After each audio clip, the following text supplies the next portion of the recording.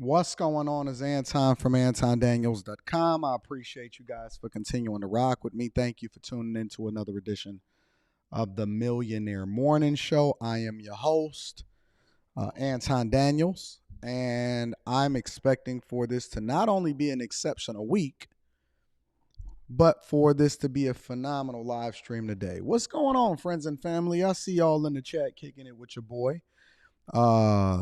We definitely gonna do the work. I got a lot of different things that I may not even be able to get to today, but if we don't get to it today, I promise you we definitely gonna get to it tomorrow. What's up, friends and family? How y'all feeling? Let me go ahead and do a little bit of the housekeeping. Make sure that you hit a like for the YouTube algorithm, subscribe to the channel, turn on your notifications, and I don't want y'all to get, maybe I need to switch up the housekeeping. Maybe I need to switch up the housekeeping because a lot of y'all are watching, but you're not letting YouTube know that you're watching by giving me a like for the YouTube algorithm. So I'm not saying it just for my health. I'm saying it because it's other people that we need to tap into in order for us to get the word out, because we don't want to be rich by ourselves. So you're doing me a favor and you're doing other people that have not yet found me. Remember how you found me? However you found me. Some of y'all found me by aligning with me on money. Some of y'all through Kevin Samuels. Some people through Charleston White. Some people through what it is that I said on the Lapeef Network. Some people see me on Instagram and then research me or whatever. Somehow, some way, right? The universe brought you here with me today. And so it's somebody else that needs to tap into what it is that we're doing, because we doing the work, right? And so if you could please hit a like for the YouTube algorithm, that's your reasonable service. That's all I ask for. I appreciate the super chats, but I definitely would require and request for you guys to hit a like for the YouTube algorithm. Come on, y'all. What we doing? Let's get the likes up. So in addition to that, make sure, if you have not already, if you're not a Dusty and you're looking to go in a direction with a group of people that's going phenomenal. I just came from the Patreon meetup. Y'all was a part of the webinar. I'm dropping a video on the Patreon within the next day or two.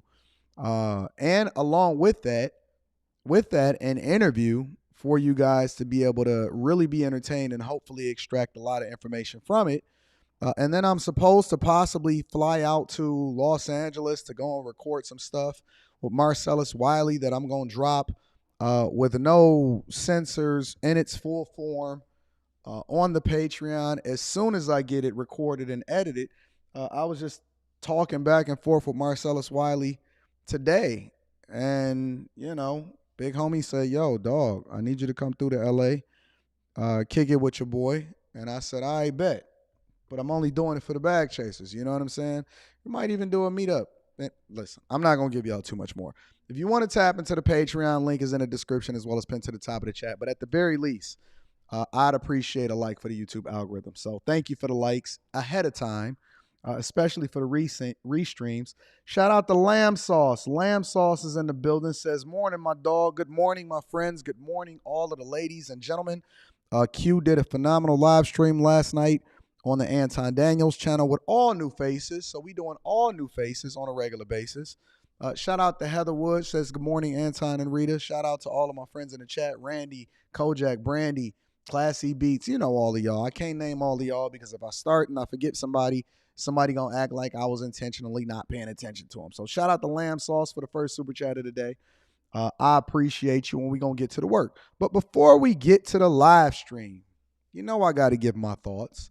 And the thing that I was thinking about as I was driving on my way down here to downtown Detroit, and I was riding on my little scooter, and I was vlogging on my phone because, I like to release long-form content, right, is I dropped a video this morning, or I dropped a clip of what I was saying yesterday prior to getting into the Umar Johnson conversation, of his reaction to what Ebony Williams said on the Millionaire Morning Show, right?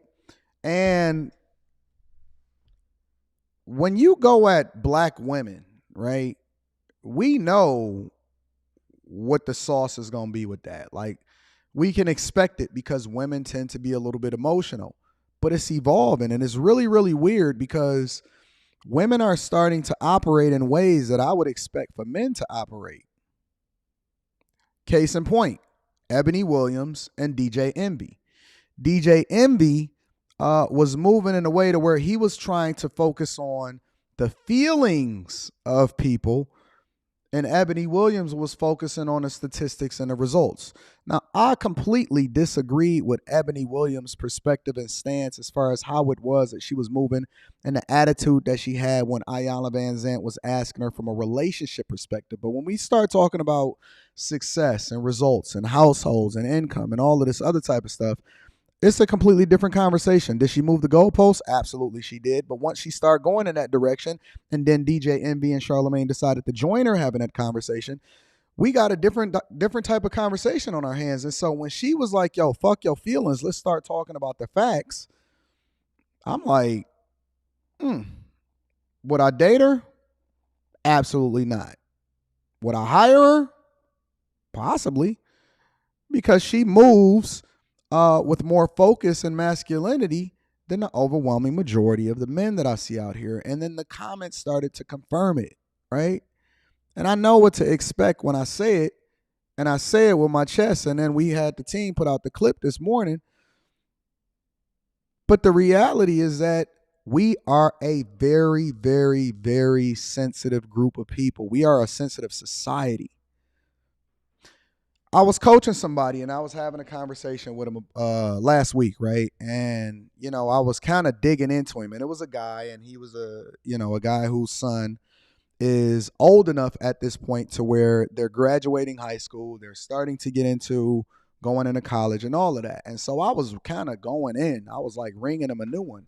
And I said, man, why would you ever let your son go to this school and possibly pick this particular curriculum and then listen to his mama as far as why he's going to the school and his reasoning, because she went there and he feel good about it, or the son feels good about it, and he's going to look to take out student loans because it's a very expensive school to go to, and then he's possibly going to get a basket weaving degree.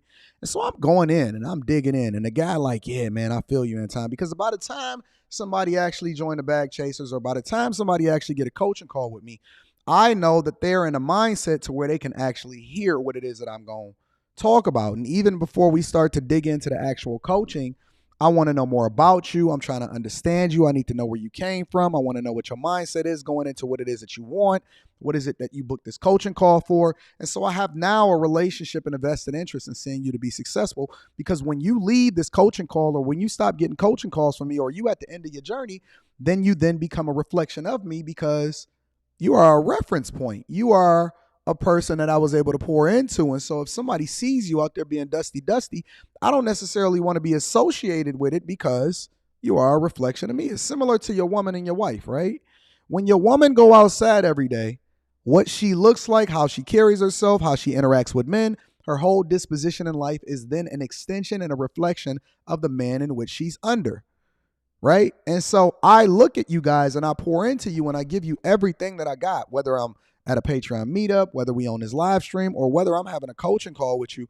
I dig in. I go all the way in, and I'm trying to add value into your life as much as possible, which also sometimes comes with the accountability. And I said, you know what? Have them give me a call. Set it up. Have them give me a call. I'm going to have a conversation with him. And I had a conversation with him last night. And the first thing that he said to me when we was having a conversation was, I feel. Why are you going over there? Well, I feel like. Well, who told you to do that? Well, such and such told me, because they felt like. And I just cut through the bullshit. Because at first it was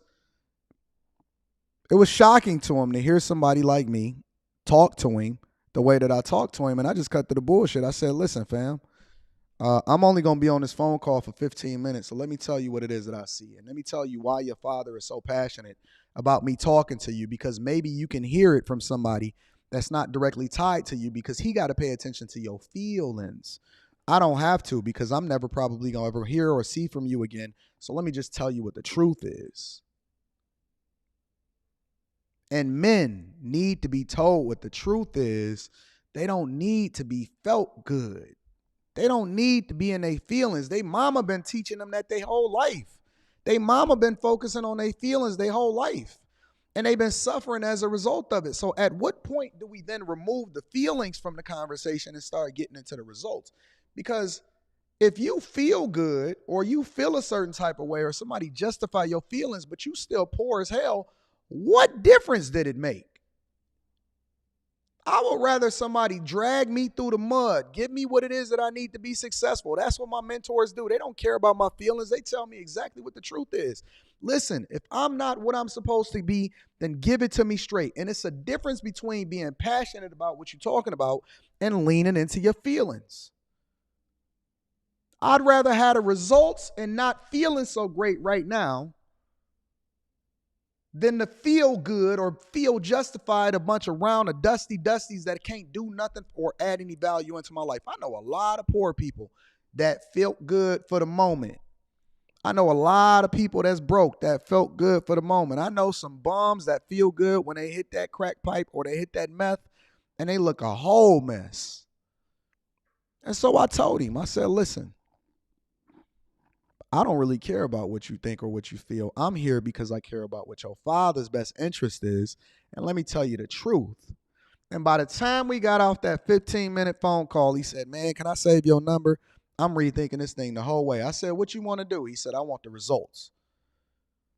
18-year-old young dude graduating from high school completely changed the trajectory possibly of his life. He not going to be asking for student loan forgiveness. He not going to be getting a basket weaving degree. He not going to be sitting there talking about, well, my mama told me this. He not going to be focused on what it is that everybody else wants him to do. But now he's on a pathway, hopefully, if he continues to go down the path in which I set for him, he's down a path, hopefully, to being successful. And I gave him the whole sauce. I ain't give him half the sauce. I gave him whole sauce. And I said, listen, this is what I see, and this is what you're going to face. And these are the possibilities. And this is why everybody begging Biden for student loan forgiveness. And you only up there because your mama told you to, when you think it's some bad hoes up there and you trying to get your dick wet. I know what it is, nigga. What you think? I grew to be 41 years old because I was stupid? You think I made it out the streets because I was dumb? And then it hit him. He said, you know what? Yeah, you're right. Yeah, I feel you. 18-year-old dude, he can hear it. I said, listen, man, my main motto is fuck your feelings. Remove your feelings from this conversation and let's start talking about what you want out of life and what the results is. Because you tell me what you want, I can show you how to get there. But it ain't going to be based off of how you feel or what everybody else is telling you around you that ain't never had shit, ain't never did shit. That don't mean nothing to me. And so he said, man, listen, you know what? You're right. Everything you said in this 15 minutes is right. You think I was focused on making him feel good? I was focused on cutting through the bullshit and getting through the truth. And so the question that we have to start asking ourselves as we had these conversations is, are you focused on the thing that's best for you, or are you focused on how you feel in the moment that somebody says it to you? Let me say it one more time and think about it for a second. Are you focused on the thing that somebody is telling you to make you feel good, or are you focused on cutting through the bullshit and getting to the truth so that you can have the results? Because at the end of the day, your daughter or your son is going to have to ask Biden. He going to have to beg somebody else in order to be able to pay for him to send him to school. And then when you gone, he going to be standing up trying to ask somebody else to get reparations for his ancestors because you didn't do what you were supposed to do as far as cutting through the bullshit and telling them the truth. It's just facts. It's facts. It's so many different guys. And again, we're not talking about being passionate about what it is that you stand on. We talking about leaning into your feelings instead of leaning into what's best for you so you can get the results. It's so many guys that I have to talk to every single day and be a father figure to them and tell them and deal with them in a way that they've never been dealt with before, and they don't even know what the truth feel like. They don't even know what it feels like to be told the truth. They whole life, they was told that they can get a participation trophy, that everything was going to be all right. Just trust in God and he going to lead you. I can't stand when people say that. Am I a Christian? Yes. Do I believe in God? Absolutely. I love Jesus. I got the Lamb of God clothing company right on me. If y'all want it, the link is in the description to the homie that sent me this hoodie. I wore one yesterday. I'm wearing one today. If y'all want to buy this hoodie, y'all can buy it. It's in the description. Do I love God? Absolutely, but I can't stand when people, man, when I skim through the comments to see what the vibe and the mood is, and people tell me some stuff like, listen, don't follow your purpose, follow God. What the fuck does that mean? Give me some tangible things that I can use to actually improve my life. You go to church every single Sunday and they and haw. And after they get done humming and hawing and telling you to trust in God, you go out there and you ain't got no kind of insight information or a way in which you can leverage the information that they could have gave you in order to continue to improve your life. They ain't help you get no money. They ain't help you in your relationship. They just told you to keep trusting in God. And how's that working out for you? Because all of those is just feminine talking points. Because there's actual work that comes along with it. If you read any part of the Bible, it says it's an if-then statement. I know a lot of y'all didn't go into computer programming. You didn't look at basic computer programming when they gave you the classroom. But everything is an if-then statement. If you keep my commandments, then. If you keep my words, then. If you take care of business, then. If you suffer with me, then you will reign with me. It's a lot of people that's going to say, they said, Lord, Lord. He going to say, depart from me. I never knew you. Harpo, who is this nigga at my gates asking me to get in? And he decided that he thought that he knew what he thought he knew was going to do and get him into heaven, but it don't mean nothing because it don't actually land on nothing but that sand that's going to get washed away in the ocean. Give me some tangible results. Give me something that's actually going to help me be a better person. How can you fix my finances? How can you fix my relationships? How can you fix my life? How can you help me network? How can you prevent me from getting fired and it's a recession right on the horizon so that I don't have to be homeless and going through the same thing that the people before me went through? Man, I went to the grocery store last night. I told my wife and my kid, man, this is just real. My daughter, he said, oh, Dad, let's go to the grocery store. I want to get these ketchup chips. I'm like, oh, man, it's another something she's seen on TikTok, right? And we go to the grocery store, right? And we bought like 5 or 6 things. And the total came up to like $50.45. And so I was like, we got 5 items and it's like $50. How is regular people out here living? I haven't been to the grocery store in so long because I got a wife that take care of all of that type of stuff. Neither here nor there. I said, how regular people out here living? Rita said, man, there be people complaining and crying every single day about the prices and gas and the cost of living and how much groceries are and how expensive it is. And you can't even cook at home no more and all of this other type of stuff. I said, honey, we just so far out of touch with what regular people is going through because God said that we can't live a regular life. And so as a result, we got to do irregular things. We got to do some abnormal things. We got to do some exceptional things in order to get exceptional results. And so when you're done feeling, because your chick don't give a fuck about you, she out there feeling up on somebody else's dick because you ain't got no backbone and she looking for a real man to give it to her. When you get done feeling, because your kids ain't gonna give a fuck about you, they gonna be thinking about all them student loan debts that they had to sign up for and be pissed at you and trying to hold you accountable when they become adults and they come to some form of realization because their brain is now fully developed that they father and their mother led them down a pathway to unsuccessful results. When you get done feeling, because society ain't gonna give a fuck about you, your job gonna lay you off because they gonna do the thing that's in the best interest of the shareholders, which just so happen to be me, and they're not gonna care about your feelings. When you get done feeling, because nobody cares about your feelings, and you actually want the results, then come and tap in. We'll be waiting. I know what you need. I know what you need. And you know why I know what you need? You know why I know what you need? Because The overwhelming majority of the people that's watching this live stream right now, the overwhelming majority of my Patreon and members and the bag chasers, in which we are doing incredible things. You know what I hear on a regular basis? I hated you when I first ran into you. I didn't necessarily like you, but then I realized that it was something about you, and it was really just me and my feelings before you gave me the honest to God truth of what it is that I needed in order to be successful.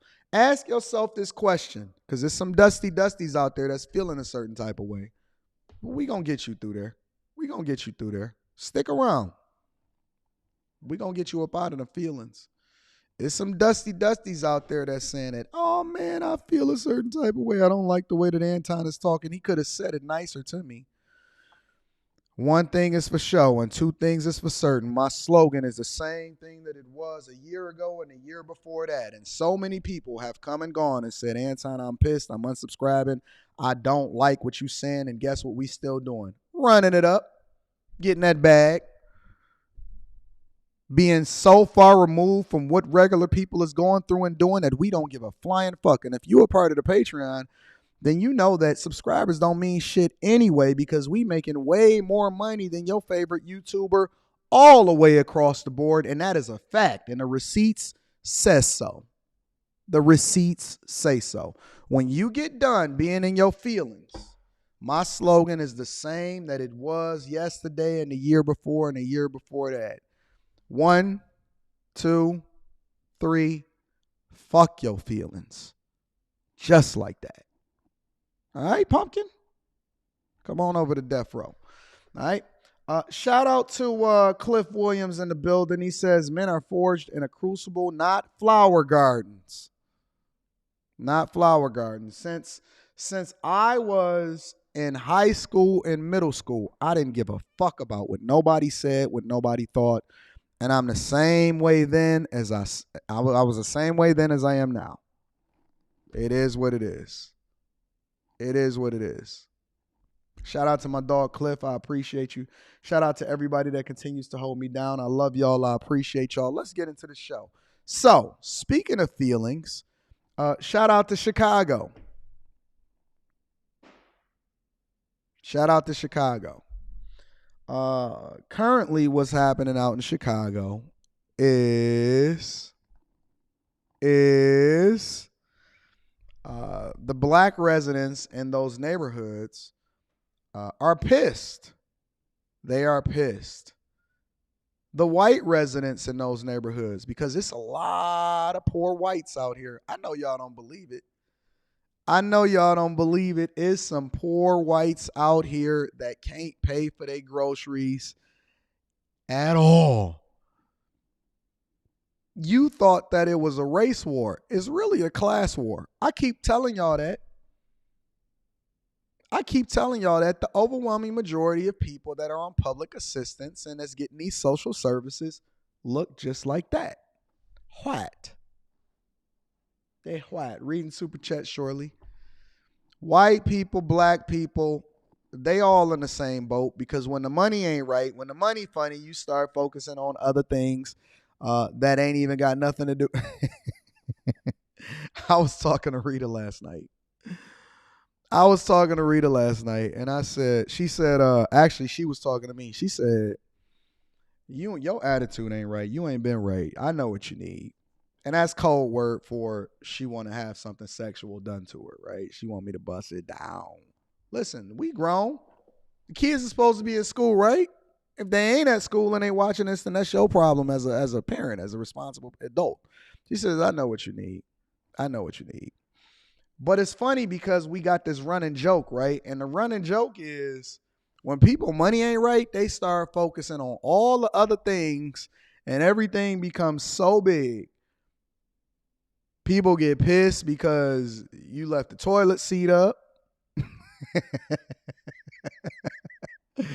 Some kid's bike is in the same spot that it was every single day prior to that. And all of a sudden, when you pulled in, you got pissed because the bike was in your way and it should have been out of the way and it should have been there. You get irritated at the dumbest, smallest things, boy. All of a sudden, your kid's grades ain't high enough because your money wasn't right when you came in. When you get irritated, everything start looking weird. Everybody start getting pissed. You start holding people accountable. Man, let me tell you, I was so tired the other day. I held Rita accountable for the dumbest thing ever. I was like, listen, I just need you to think ahead of it before I even get to it. She was like, what? She was like, well, I said, I don't understand why you didn't foresee that it was going to happen before it even happened. She was like, I don't even know what you're talking about. How could I foresee what it was going to happen? I said, don't worry about it. I'm going to go home and take a nap. She said, I know what you need.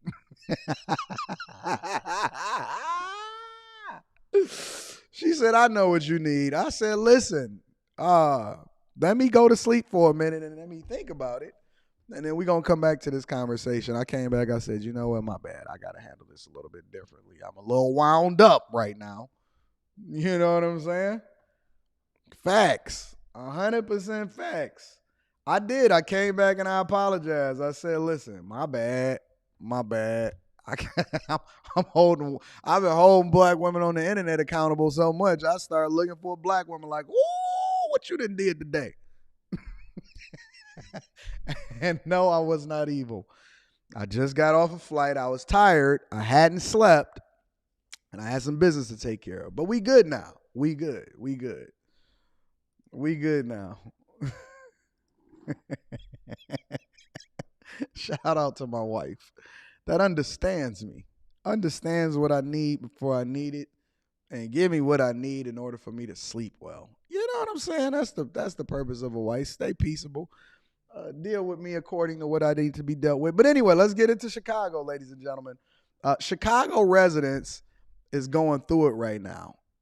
And they're going through it because y'all new mayor that just so happens to be a man and is worse than the outgoing mayor, Beetlejuice, is obviously and quite possibly doing this community a disservice. Let's get into it, ladies and gentlemen. A hot debate tonight as Southside residents push back against plans to move in migrants in need of shelter. Anthony Ponce has more on the heated discussion in Woodlawn. Tonight's meeting was packed with many people not happy about the city's decision to go ahead and open up a shelter for asylum seekers without their input at a vacant elementary school campus here on the south side of the city. Now tonight, the city presented many of the specifics for the plan itself, but that still seemed to offer little comfort to many. I am, to say the least, freaking appalled at this fiasco. That Woodlawn resident among hundreds who showed up to vent similar feelings about the city's plan to open up a refugee shelter at the vacant Wadsworth Elementary School campus. I'm especially concerned about loitering as well as solicitation that may occur on the campus grounds. Chicago police joined leaders of the Department of Family and Support Services to provide details. Facility, the 11 p.m. curfew, the 24/7 security, the no drugs or alcohol policy, and the process for residents. Now, let me ask y'all a question as we listen into this, right? As the city of Chicago looks, and Chicago is not alone. New York went through the same thing. There's a lot of things happening.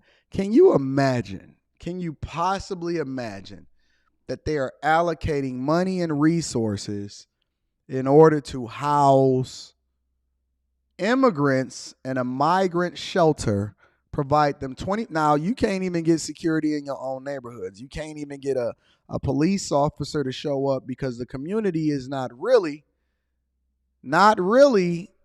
even participating in their own success. Think about it. You had an overwhelming majority of the people in the south side of Chicago show up to the community meetings. They don't show up to a parent-teacher conference. They don't know who they county treasurer is. They not at the regular meetings. But the one thing is for sure and two things is for certain. Y'all voted this mayor, city council members, all of your elected officials. It's your fault. This falls on nobody's shoulders except for the people in the community. Thank you, AP313. Definitely going to be reading that super chat shortly. This falls squarely on the shoulders of the people in the community. How many times do we hear about the fact that people don't show up for the local elections, but they show out for the national elections? The national elections don't even have even a remotely as much impact as the local elections. But then when people want to get pissed, then they want to have a reaction instead of being proactive and doing the thing that's in their own best interest. Now that they running in the Victim Olympics, everybody is concerned. They want to voice their thoughts. They want to start thinking about it. They want to have a conversation because they about to put a migrant shelter. And let me tell you what's going to happen. Y'all want to know what's really going to happen? I'm going to tell you the uncomfortable truth, right? They're pouring millions of dollars into revamping an abandoned high school and continue to bring migrants over into the city. Here's the truth. Here's the skinny. One of the things that I look at on a regular basis is I do research. I do research every day. Sarah, don't be salty. Don't be salty, Sarah. It's your turn. And you know what's so funny, Sarah? I'm actually doing a Detroit story right after I do the Chicago story. So don't worry about it. We an equal accountability smoke giver. We going to get there, okay? So don't feel salty. Don't do that. You doing the same thing that a lot of these modern women is doing, Sarah, and I don't usually see that from you in the chat. Sarah is saying, well, what about your city? No, we going to focus on your city right now, Sarah. Now, here's the thing, though. One factor that goes into it is that you got people that refuse to embrace their truly conservative feelings and thoughts and the ways in which they live their life. And so what happens is they embrace the same voting patterns even though it's not in their best interest. Now, another factor that goes into it is that there's a mass exodus. A mass exodus from Chicago. Chicago is one of the cities in which is losing residents at an exponentially higher scale than other major cities and states in the country. And so what you're seeing happening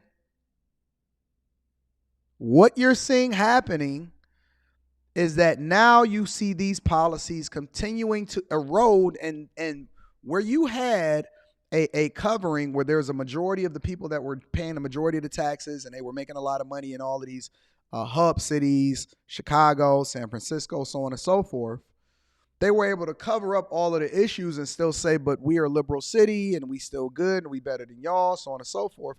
But as people start to realize, and we have social media and technology and ways in which we can communicate and take flights here and there, what's happening is people are starting to become aware. And the people that can get out do get out. And you know where that leaves the rest of the people? Because the overwhelming majority of the people, and this is why I say it's a class war, billions of dollars have exited out of Chicago. Shout out to Luis. I'm definitely going to be reading that super chat shortly. Billions of dollars have been removed from Chicago, San Francisco, Philadelphia, New York. Now, New York is different from Chicago because New York still got 8 million people over in that bitch. So it's a completely different conversation. They can still cover it up a little bit more. But there's a mass exodus from these cities, which is also lowering the payrolls, which also erodes how much in property taxes is being paid.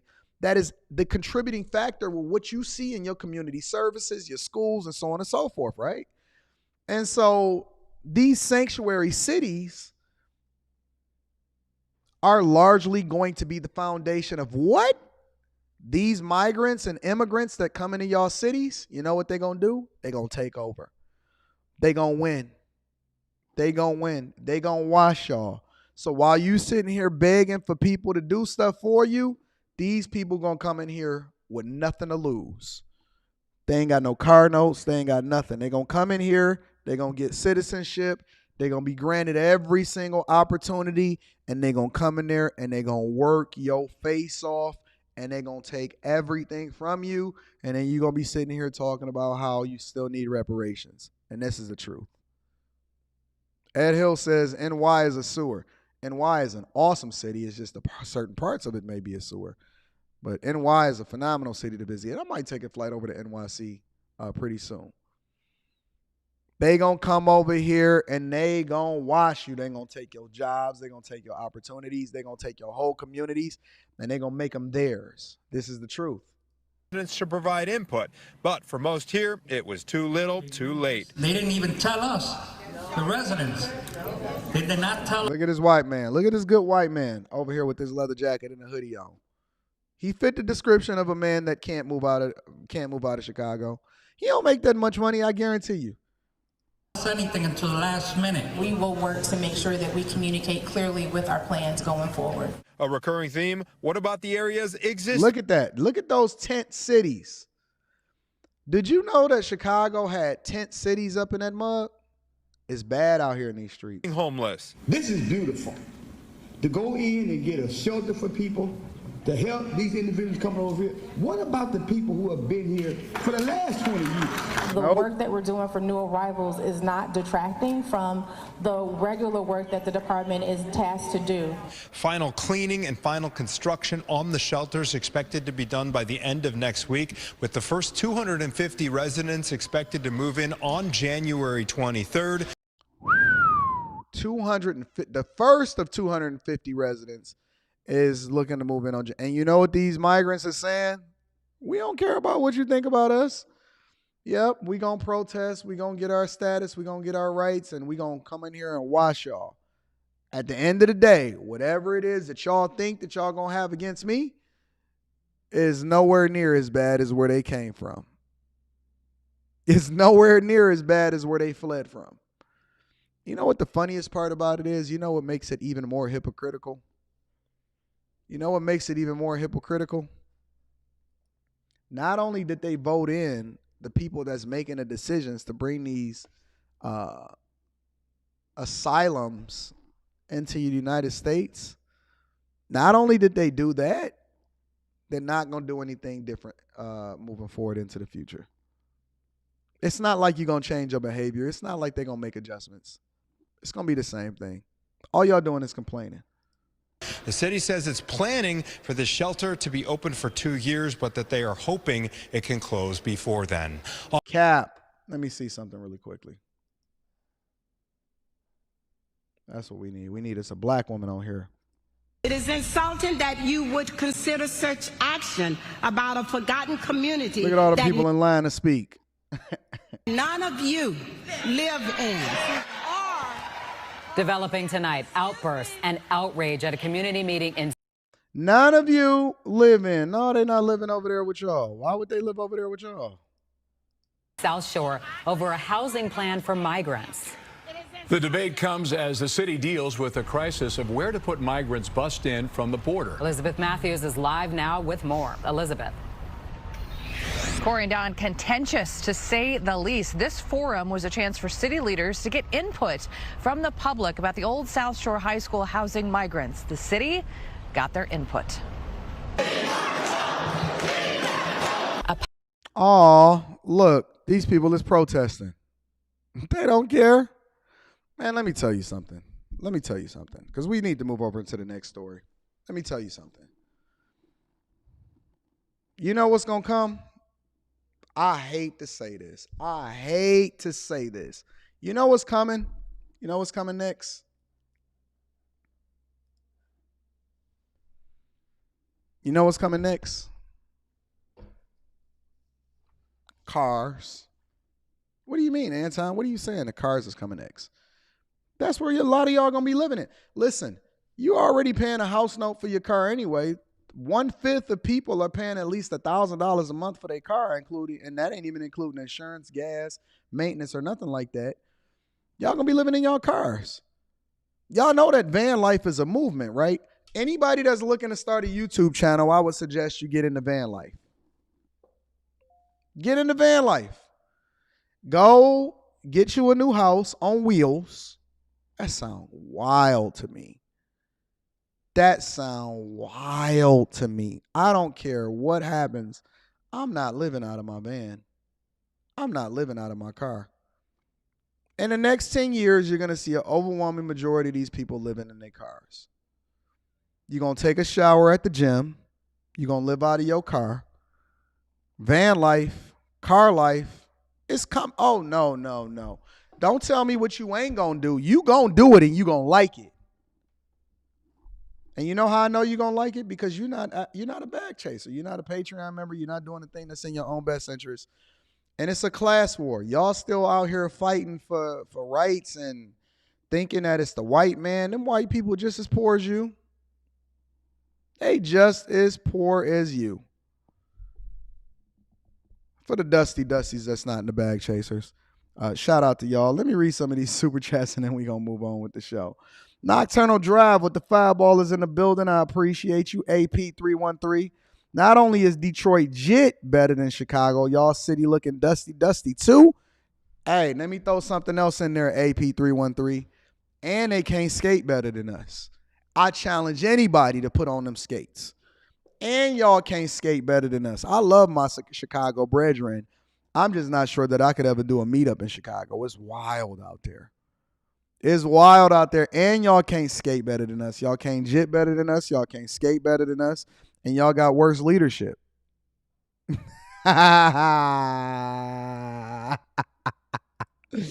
Luis with the 20 ball. I appreciate you, Luis. Thank you for holding me down, big dog. The wealth building journey is in the building. Says a mass exodus is also going on in Baltimore. And gentrification is over 9,000 there. Over 9,000 there. Yeah. Spaces is in the building. Says, shout out to Uncle Lori.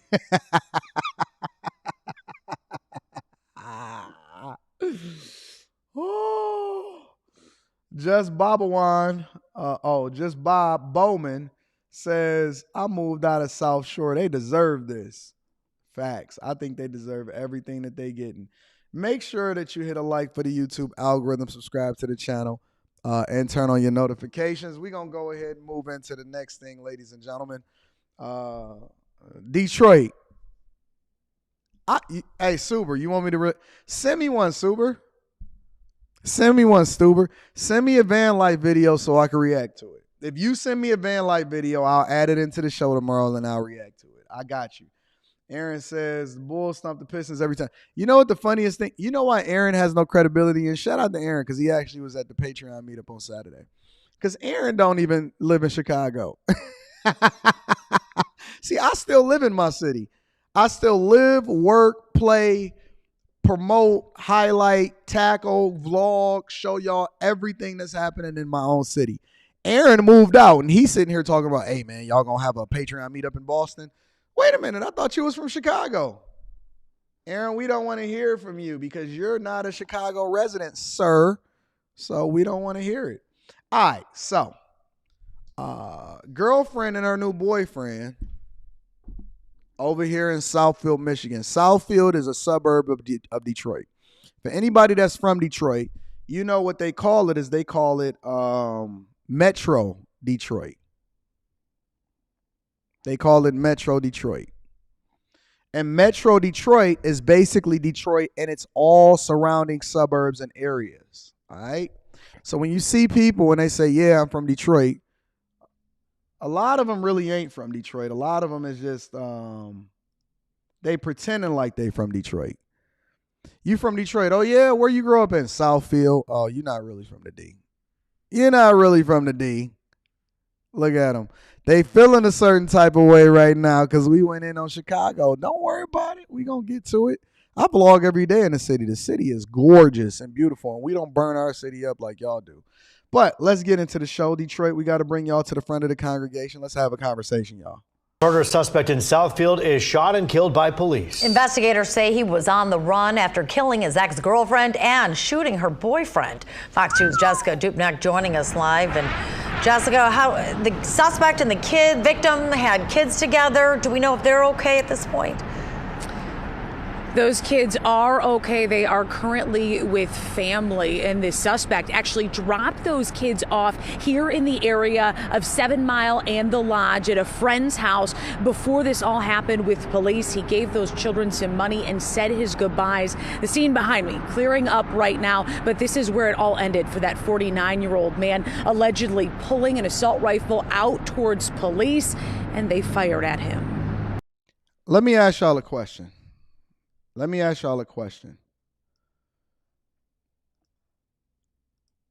We often have these conversations about relationships, and I even tell y'all, I say one of the things that I've always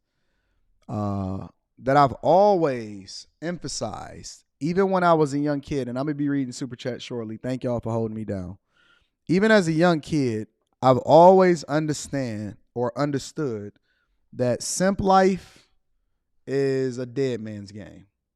This man was practically 50 years old, and he said, I'm taking you out, I'm taking you out, and I'm taking you out. Now, so many different things that we need to have a conversation about this, right? So many different things that we have to have a conversation about. The first thing is, leave them hoes alone that is in a relationship, because you can't control how that dude react to it. I know a lot of y'all think that it's cute. You think that sleeping with chicks that got a man or married, and I don't even know if this dude, like if he caught the dude cheating, he just saying that he killed the ex and the chick. Man, listen, if you see a woman and she got a crazy ex, and this is one of the reasons why I tell y'all need to stay out of these situations where y'all talking to single baby mamas. I know it's some baby mamas that's watching this. I know y'all feeling a certain type of way, but you can't control that nigga. You can't control that nigga. Y'all don't even know you don't know what kind of trauma that's happened in that relationship.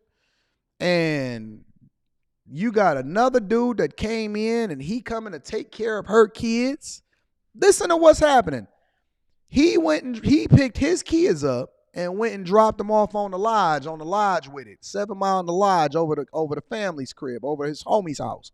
Gave him some money and said, all right, I'm a 50-year-old man. I think it's time for me to go ahead and put these dudes to bed and go night-night. And went night-night.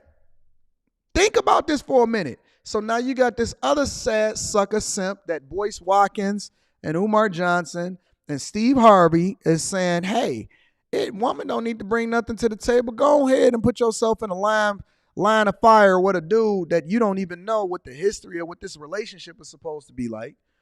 And so he came in and said, listen, baby girl, I got you. Fuck that dude. And he probably was just chilling, just got done digging her out. She told him he loved him after she told him the other dude, that was the ex, that he loved him. And the dude went and dropped his kids off and then ran in there and said, everybody got to go. You can't control these dudes. You don't know what the heck is happening. You out here trying to save these chicks, and these chicks is lining you up consciously and subconsciously and putting you in a line of fire with a dude that's feeling some type of way because you told him that you loved him. So this is a reality. This is just a reality. He fell out the car and just died. But it's very traumatizing to see. And he dropped the top. He dropped the top on him. Very devastating to see. This witness says it perfectly. The day started 6 miles north of here at the Southfield Marriott after 9 o'clock. Evidence markers trail a spray of gunfire where a 49-year-old man used an assault rifle and shot his child's mother and her new boyfriend. She was killed. He is in critical condition. It appears that he waited in the parking lot until they exited the hotel. Now this sounds wild. Let me tell you why this sounds wild to me. Because they putting a label on it, and I hear a completely different label. They was exiting the hotel in the city that they live in. Houseway. It was a staycation. Exiting the hotel of the city that they... Now, why would you be at a hotel if that's your boyfriend? If that's your boyfriend, why is he waiting for you at the hotel specifically? That ain't no boyfriend. That's a buzz down. So this dude walking out after they done had a good old time at the Marriott. I'm a Marriott customer. I am a Platinum Elite member. I do confess I am a Platinum Elite member. And they sitting there talking about this is her boyfriend. No, that's not a boyfriend. That's a dude that she was getting it in with, allegedly. This is based off of what my perception of it is, right? You got to put your context clues in order. And he was sitting in the parking lot like, yep, that's her car. Yep, that's Where was the kids at? The kids wasn't at the hotel with him. He had the kids. He went and dropped the kids off. She told him, hey, I need you to take the kids. He went and got the kids. He already was up on it, so he's probably following on social media and all of that. And so now they walking out the hotel in the city that they live in. And this is why I be telling y'all. I can't emphasize it enough. I can't highlight it enough. You can't control the actions of another person. Stay out of the way of people that you shouldn't even be involved in the first place. I ain't never, ever,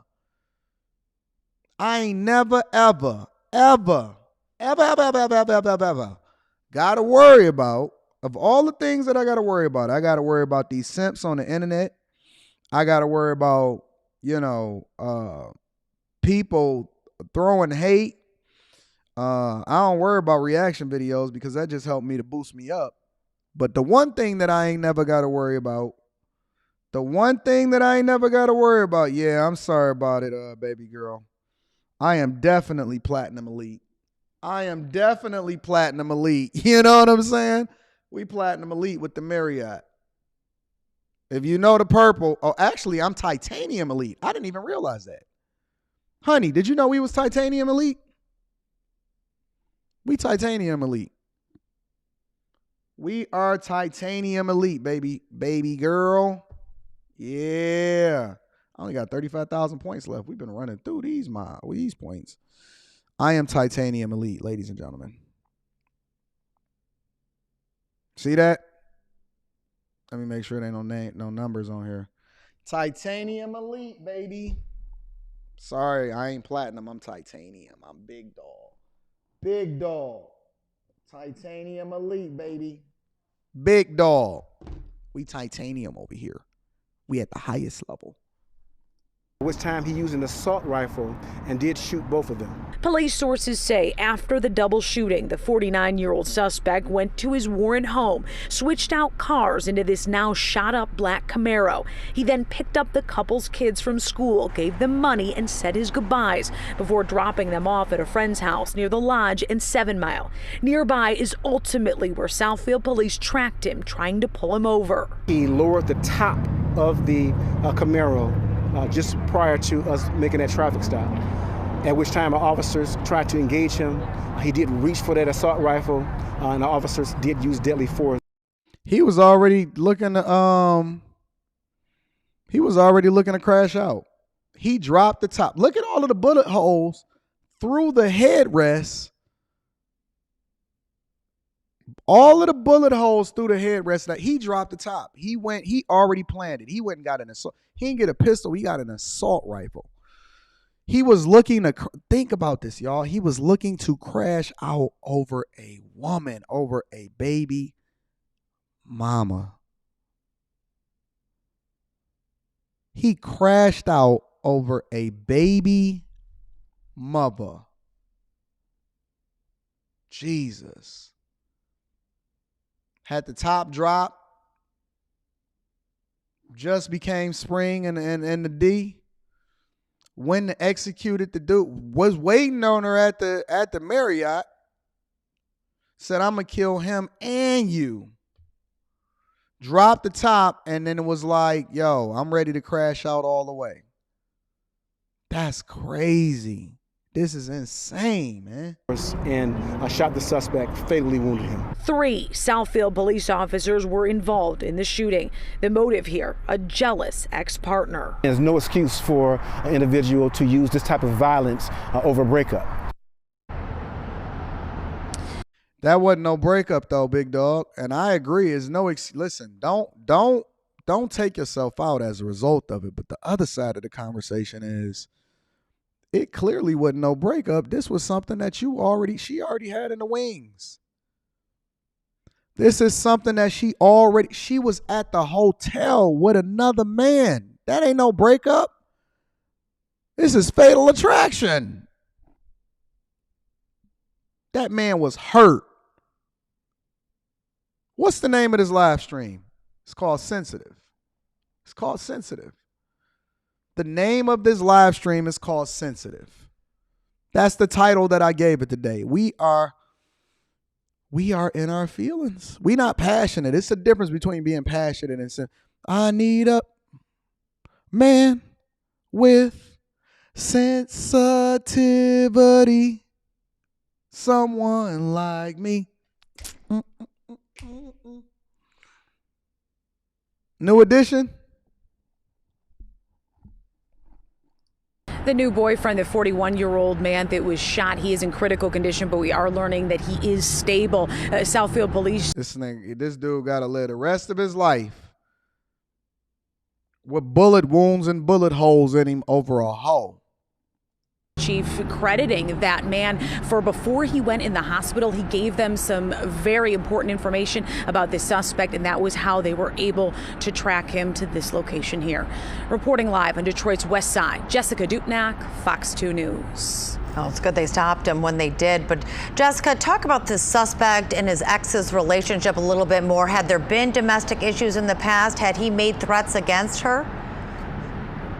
So on record, according to court records, there were no domestic filings against this man. He did serve some time in prison for an armed robbery in the mid-90s. It does appear that the couple has a long history. The man is actually from this general area right here. They have a long history, kids together. But again, it sounds like jealousy is the motive here.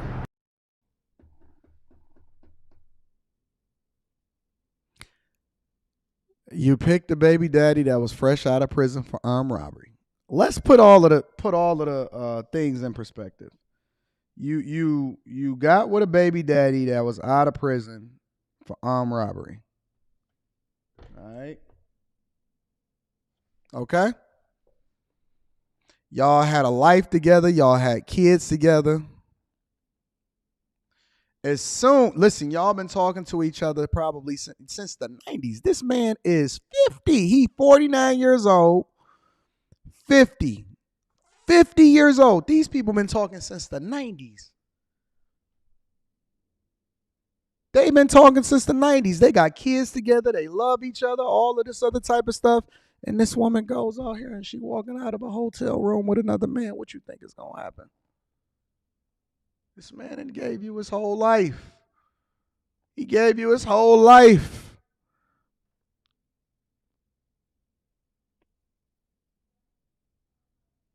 And she had a man walking out the hotel room. A man walking out the hotel room. There's no winners in this.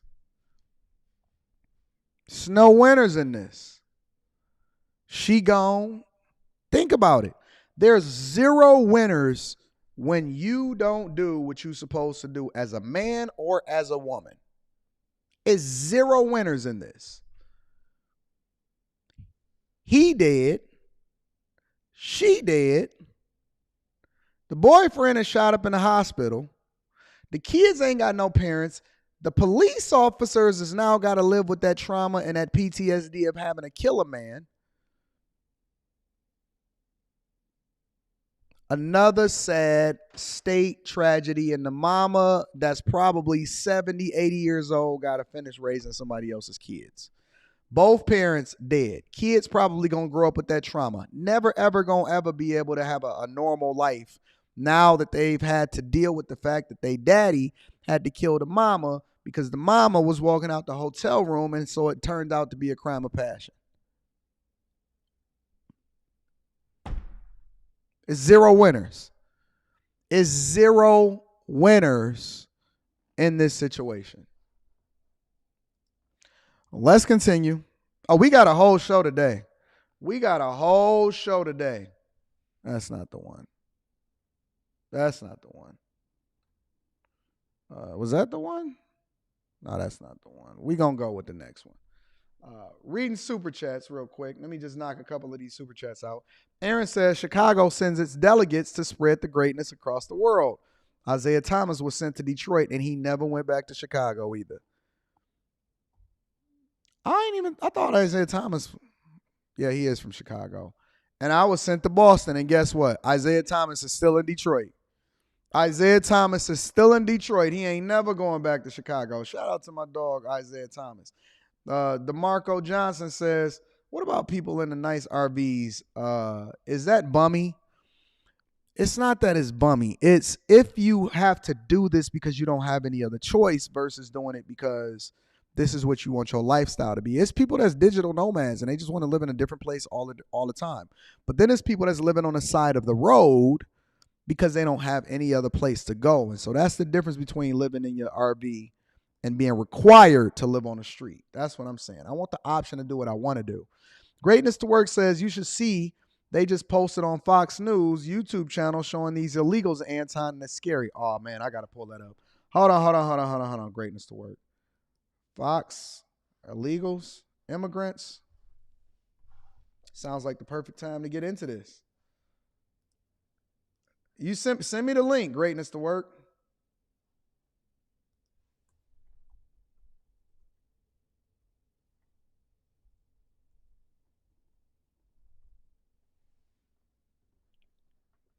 I don't see it.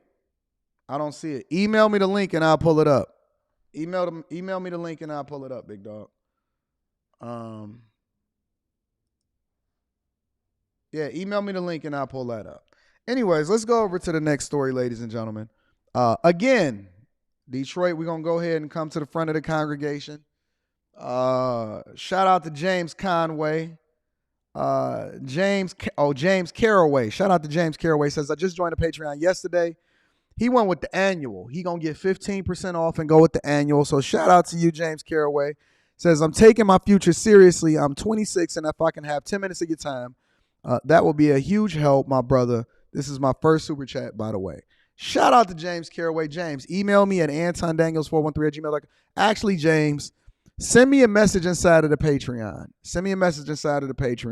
Shout out to all of the new bag chasers. Can we get a round of applause for all of the new bag chasers that's in the Patreon? Shout out to James, 26-year-old man that is doing the thing that's in his best interest. Detroit, we're going to go ahead and come to the front of the congregation. Ladies, y'all out here got these men. Y'all doing our fellas bad. Y'all doing our fellas bad, ladies. Y'all are doing our fellas bad, ladies. I'ma just say. Why y'all got to do our men like this? Why y'all got to do our good black men like this? We ain't did nothing but make sure that we took care of y'all. We fed y'all. We clothed y'all. We protected y'all. We housed y'all. And this is what y'all want to do. Okay. Check this out, y'all.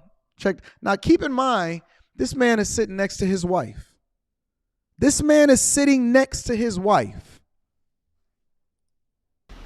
Kelly, thank you. One man's life going through some unnecessary legal drama. This after receiving a letter that he had fathered a child with a woman he'd never even met. Now, vindication of sorts.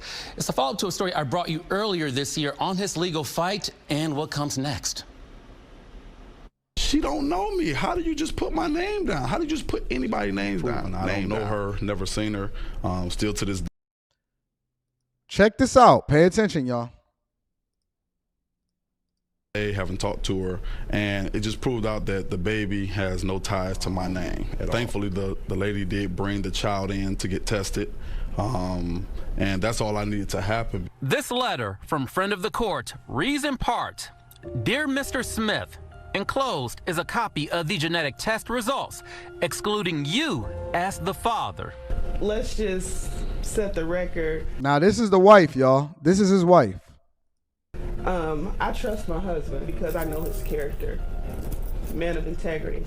I would like to say relief, but it's kind of like confirmation, really, because I already knew that I had no ties and no links to this child or this woman, and to have that letter come to my house, it was a little unnerving, but not. Think about that for a minute. Shout out to Greatness to Work. I appreciate you. I appreciate everybody supporting the platform. I'll be reading Super Chat shortly. This man said, I don't know this woman. A lot of y'all saying, I seen y'all in the chat before y'all start getting the story, and this is why we gotta get the story first. A lot of y'all are saying, I hope that nut was worth it. He don't know this woman. He don't know this woman. But a woman can name the man as the father of her child, and then he then becomes responsible for it. And I say it because it ain't his, and so that child don't have no kind of representation at all. We live in a time, ladies and gentlemen, we live in a time where you can literally be listed on somebody's birth certificate and then be responsible, especially from a child support perspective. And these are the archaic laws that feminists are protesting against. They're protesting against updating family court laws that was drafted back at a time where women really generally didn't have the opportunities that they have now. They didn't have the right to vote, so on and so forth. And a woman can literally name you as the father of a child, and then he's sitting here and saying, thank God that she brought the child in to get tested. Not from the standpoint of being caught up in something. It was a little unnerving that, you know. Think about this. Hold on. I'm going to rewind this for a second because I'm going to let him tell his story. Think about this for a second. You sitting at the crib. You chilling with your wife. He got his wife sitting there next. Dog, you have no clue what this man probably went through behind the scenes and behind this curtain. Because now the wife is like, yo, I trust my man or whatever. Man, she was probably like, yo, what the fuck? And I mean, can you really blame her? Because your first reaction when your man gets something in the mail that said, yo, you the father of the kid, regardless of whether you the father of the kid or not, the initial reaction is being pissed. Yo, what the fuck? You out here fucking around? What the hell is, who is this chick? And he like, I ain't never seen this woman in my life. I ain't never seen this woman in my life. And you know she gonna think that he lying. She gonna be like, oh, you don't know him? Or you don't know her? You ain't never seen her. Why would she just pick? This is the conversation that's gonna happen. Why would she just name you? Where'd she get your name from? The reality is that I would sue the hell off of this woman. I would sue her face off because this is literally emotional stress, pain and suffering, and punitive damages. You can't just randomly name a man and then you preventing us from being able to sue these women. What if she had left him? What if she had messed up this family? What if it was something that was irreparable that happened and the trust was completely eroded? I know I talked to the lead attorney yesterday. Shout out to Christopher and shout out to the lead attorney. I talked to him yesterday. Me and the lead is cool. That's my dog. I was congratulating him on his growth. What if it had been irreparable damage and harm, especially the trust, the erosion, something that happened? She had snapped out. You just seen the dude crash out just on the last story. And what if this irreparable damage had happened in a household, but this woman just get to go away scot-free? How much pussy did this man miss out on as a result of this court mix-up? It wasn't a mix-up. It's not a mix-up. But I'm gonna let him tell the story. Listen. It was a little unnerving, but not from the standpoint of being caught up in something. It was a little unnerving that, you know, a letter like this could come to my house having no legitimacy to it. We first brought you the story of D'Angelo Smith in late January when he presented some wild allegations against a friend of the court in Berrien County. The initial letter sent to his home stated a woman who we are not naming alleging him to be the father of her daughter. Now here's the question. Why don't they name the woman? Why does her identity get to be left a secret? I don't understand that. Why does her identity get to be left a secret? Why is this protection of people that are actually doing the things that's the worst for the community a thing? How is this a thing? Why they don't get to name her? Why don't her identity get exposed? Child between the age of 1 and 2 years old. She's a stripper from Detroit. We had a one-night stand at some hotel that we supposed to have been and went to. Listen, this was the original video back in January. Look at the wife. The wife got on the blue blocker. She got on the shades. The wife is like, this was before he was vindicated. This is before he was vindicated. Stripper from Detroit. The wife got on the shaded glasses. Now her glasses is wrecked. She ain't got on no glasses no more. She back regular again. She don't want them. She ain't want them to see the eyes back then. That we supposed to been and went to, and and this is a story that was told to me. While playing the waiting game for the alleged mother to bring in the baby for a DNA sample, the school where D'Angelo Smith teaches received an inquiry for possible garnishment if things did not go in his favor. Where it made it not something that was being alleged, now it's something that's being taken into action, and there's no paternity been established. But clearly, these test results confirm that to no longer be the case. He was already in a position to get garnished. He works in a public school and his reputation is tarnished, and you're telling me that this man does not have a case to where he should be able to sue this chick, sue the pants off of this chick. This is wild to me. Being said, strong marriage or not, clean past or not, that's a very tough letter for anyone to receive. Absolutely. Without any proof. Absolutely. It is. It is. The main things that they have to provide to the state of Michigan is a name and a birth date and where they live. That's easy information for someone to gather off of Google, off of Facebook, off of any kind of social media platform. People who have checkered past, who have done things in the past, who have, stepped out and did things that was unbecoming of a real man, right? And so, but they've changed and they've cleaned up their act and they've gotten better, which all of us have the opportunity of doing or getting better. But a letter like this coming to that house, a man that has changed his ways, that has walked in a different direction. Hold on, fam. You're doing a little bit too much talking right now. Slow your roll. Hold on, sir. Who mans is this that's doing too much talking about he done this? Sir, this is your time to shine. This is not your time to be out here advocating for people changing his ways.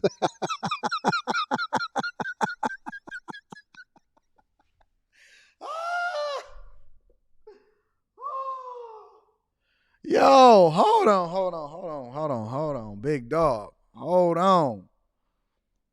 You can't be out here just be talking. Big dog, homie. You doing a little too much talking, bruh. Don't be. What is he doing? What is he talking about? I thought he was like advocating on behalf of other people. I thought he's a preacher. Like, listen, it's a lot of people out here that did some stuff and they didn't change their ways. I wouldn't want them to get this letter either. Don't refer to yourself like this. Hold on. Let me rewind it for a second. Stepped out and did. To gather off of Google. Did this nigga cheat before? Oh, this nigga probably always was one step away from losing his old marriage. He probably did something before. Now we looking at you funny, Pastor. Off of Facebook, off of any kind of social media platform. People who have checkered past, who have done things in the past, who have, stepped out and did things that was unbecoming of a real man. Right? Hoppo, shut the hell up. What is he doing? What are you talking about? Don't you get on the TV and say that? And why did the news cut that in there and tell that to the general public? Not honestly, I have not seen the full video. I only had seen that first part. So this is all new to me. I wasn't expecting to see this part of the video. Right. And so, but they've changed and they've cleaned up their act and they've gotten better, which all of us have the opportunity of doing or getting better. But a letter like this coming to that house, a man that has changed his ways, that has walked in a different direction, this letter could be absolutely devastating because of what you've done before. We made this nigga. He said this nigga done stepped out before. Oh, no. He talking about it could be devastating because of what you done did before. Come on, Freaky Jason. I don't even want to play the rest of the video because this is not going the way that I anticipated it going. I was going to hold women accountable, but big dog, you can't be out here telling on yourself. You got to be a little bit more quiet. What they don't know don't hurt them. And so you can't just be out here saying stuff like that. We didn't even know this. You do realize that you're talking to Fox 2 News, right? Oh, Jesus.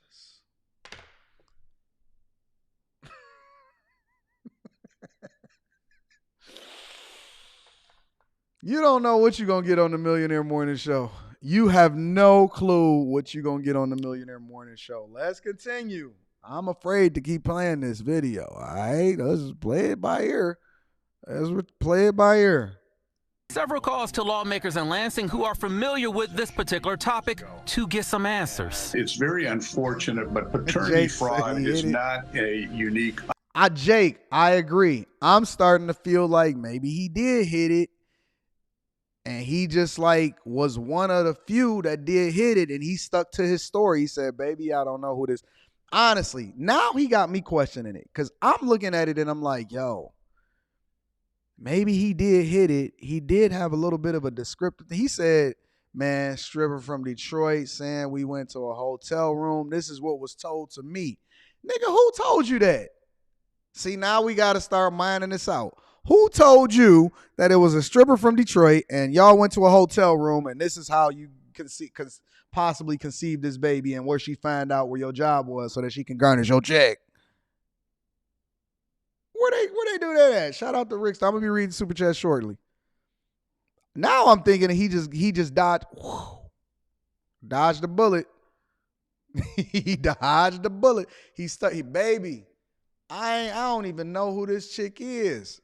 Thank God it wasn't his, and so he continuing to dodge the bullet. Oh, man.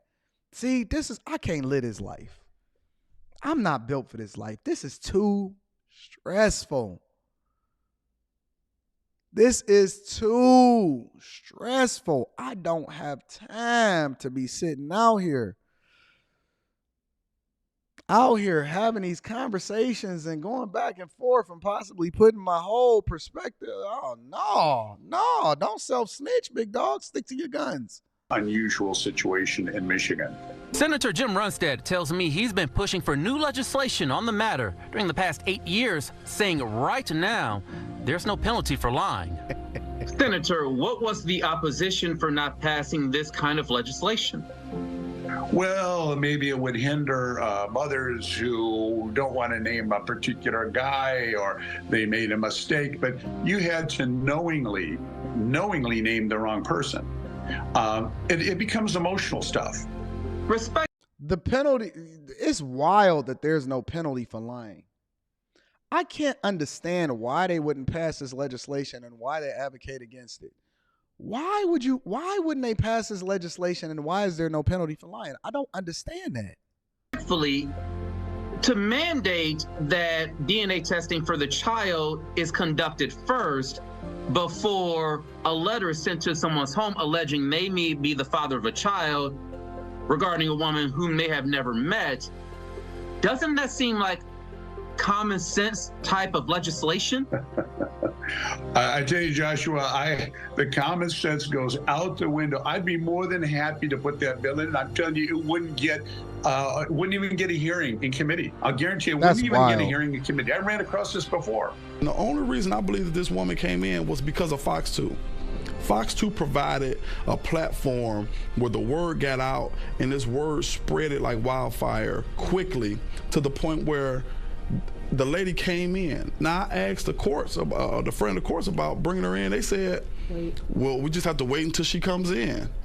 But I thank God that Fox 2 provided a platform where the lady was able to come in, but everybody does not have that opportunity for Fox 2 to show up at their doorstep to help them out. A lot to wrap your head around, guys. Real quick, as we did in our initial story, we called friend of the court for a comment but have not heard back. In the meantime, Senator Jim Runstead tells me if you're caught in a similar situation, your best option is to hire an attorney if possible. Also, and this is very key, reach out to your lawmakers. The senator says more bipartisanship is much needed on this very touchy matter. It could destroy a whole relationship. I mean, luckily, here's a guy that has, you know, he has a solid household. That's very Didn't sound like it. Some people would have packed up and left and said, I just don't believe you. You could have destroyed a life. Bingo. Unbelievable story. For them to send that to work. Can you imagine if you worked at a certain place and the rumors would start to spread? Yes. I mean, it is potentially not only family definition of character in the public eye. But your character and your life. Absolutely. I can't imagine how frustrated that family was while they were. Let me tell you something, bro. And all jokes aside from his self-snitching, this is an issue. This is a genuine issue. When we have these conversations, and this is one of the reasons why I was so adamant about when I would go on these panels and we would have these debates, and I would see women come up there being disingenuous. It bothered me.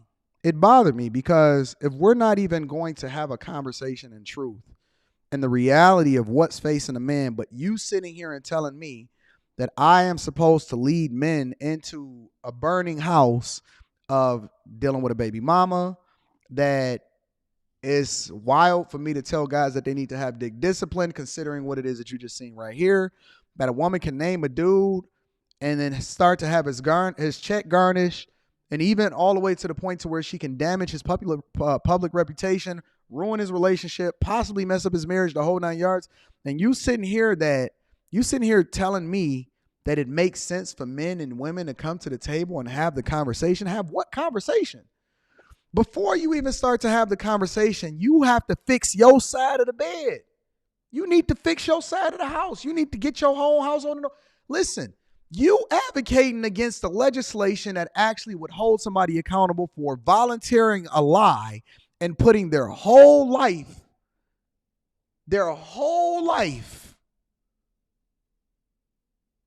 in jeopardy. But we supposed to sit here and have a conversation with you? Why would I have a conversation with you when you already coming with a loaded gun? You got a gun under the table, you got a gun over the table, and you got a gun in your knapsack just in case we walk away, you can shoot me in the back of the head. Why would men, honestly, ladies, think about this for a second. Why would men want to sit there and have a conversation with you? Let me remove this for a second. Why would men want to come to the front of the congregation and have a conversation with you, understanding that there is a loaded gun under it just in case you don't answer the question correctly?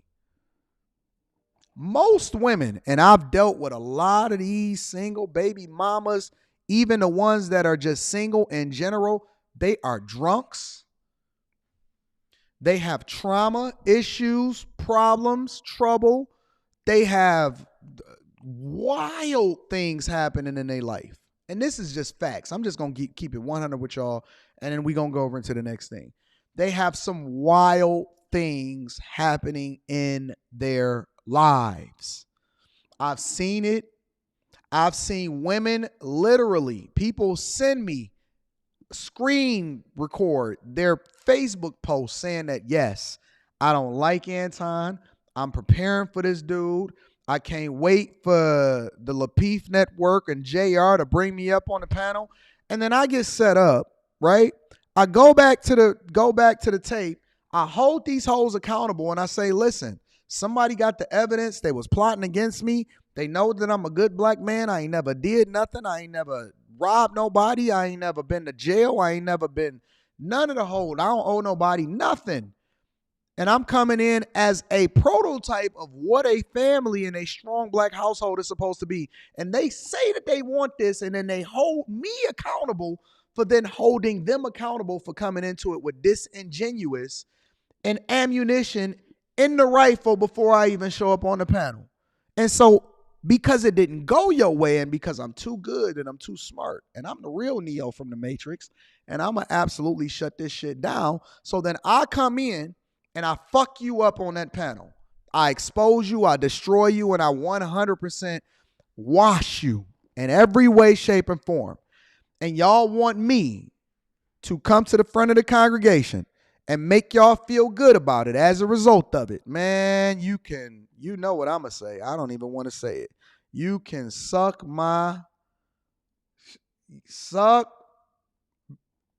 All right, let me not do it. I'm making this difficult for my editors because they're going to have to, if they clip this up, they're going to have to go ahead and edit that part out. So I'm just going to remove that from the conversation. But I'm trying to tell you, I said it before and I'm going to say it again. And this does not apply to all black women or women in general. Y'all know who y'all are. If the shoe fit, wear it. If it don't, then let that junk go over your head. But here's the reality. Black women has done more and has been the biggest enemy of black men above anybody in history. And that is a fact. Even to this day, they refuse to clean up their side of the house. They refuse to hold each other accountable. Listen, we ain't even got to go that far. They refuse to hold themselves accountable. Think about that for a second. You have a bunch of baby mamas who are all toxic, and the results of their life is not a reflection of the things that they talking about on the internet. Coming together to form like Voltron and then to continue to push this feminist narrative and agenda. It doesn't matter if they say that they not feminists or anything like that.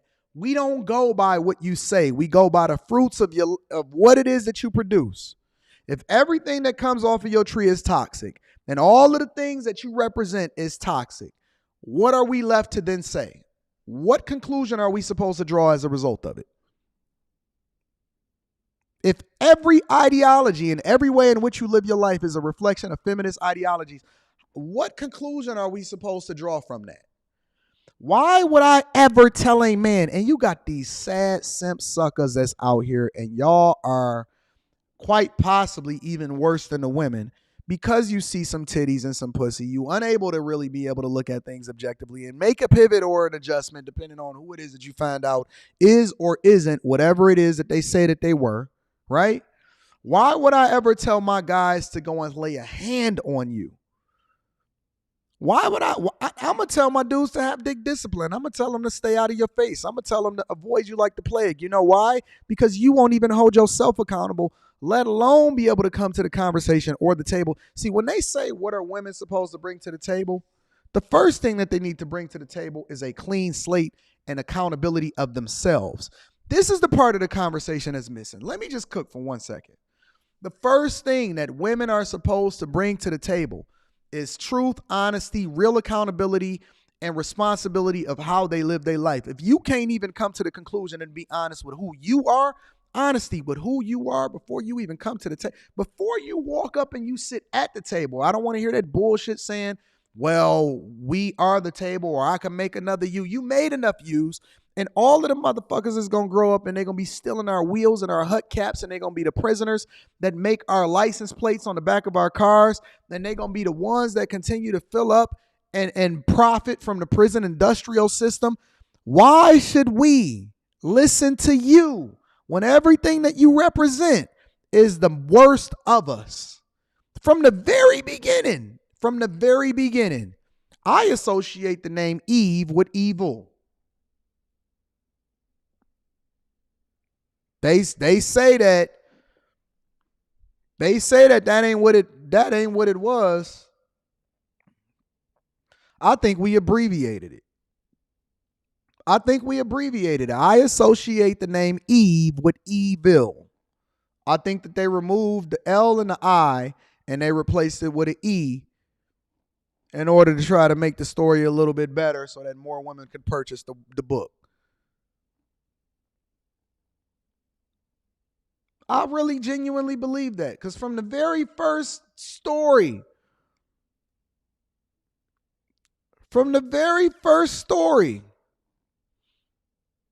it was deceitful. She got him kicked out of the garbage. She got him kicked out of the garden. From the very first story, she got him kicked out of the garden. It was an oasis. They can name any animal. They was out there floating. His cock was out. He was rocking out with his cock out. He was chilling. He ain't had to worry about no termites biting his penis. He ain't have to worry about nothing. He was running through and doing what he had to do and taking care of business, and he was chilling. And what did she do? She went to the hotel room with the serpent. She went to the hotel room with the serpent. And what came out of that? Evil. Now your sons is killing each other. They not their brother's keeper anymore. One of them get feminine and in their feelings, and come on, man.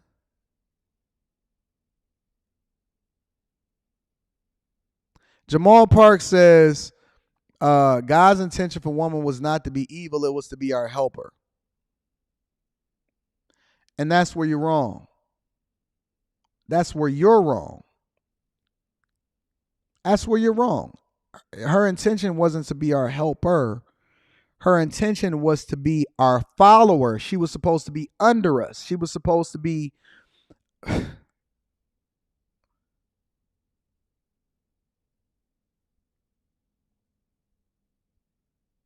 I really want to get into this conversation. Y'all really want to get into this conversation? The dude did nothing wrong. We're not going to hold Adam accountable here. We're not going to hold Adam accountable. She went, got deceived, and then she came back and she deceived him. She went, got deceived. Listen, let me tell you something. A long time ago,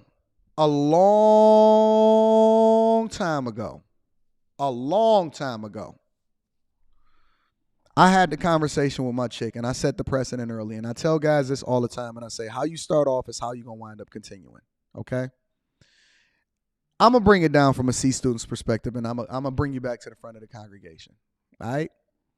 I told Rita, I said, listen, I don't care. I'm not going to be sitting here having a conversation with you about whether or not you did something you wasn't supposed to do, or even if I have to question you did something you're supposed to do. We shun the appearance of evil. It is in the word. I'm not going to be sitting here trying to figure out whether or not you got male friends. I'm not even going to tell you to leave your male friends. This is before we got married. I don't even want to know if you got any male friends. If I have to sit here and tell her to leave her male friends alone, then that's a problem. That's a problem. So either you're going to do it the right way from the beginning to where I don't even have to sit here and have this conversation with you in the first place, or we could be done with this right now. Because you're not even supposed to, as a woman, be entertaining conversations from people that does not have your best interest at heart. What you sitting here trying to be friends with the serpent for?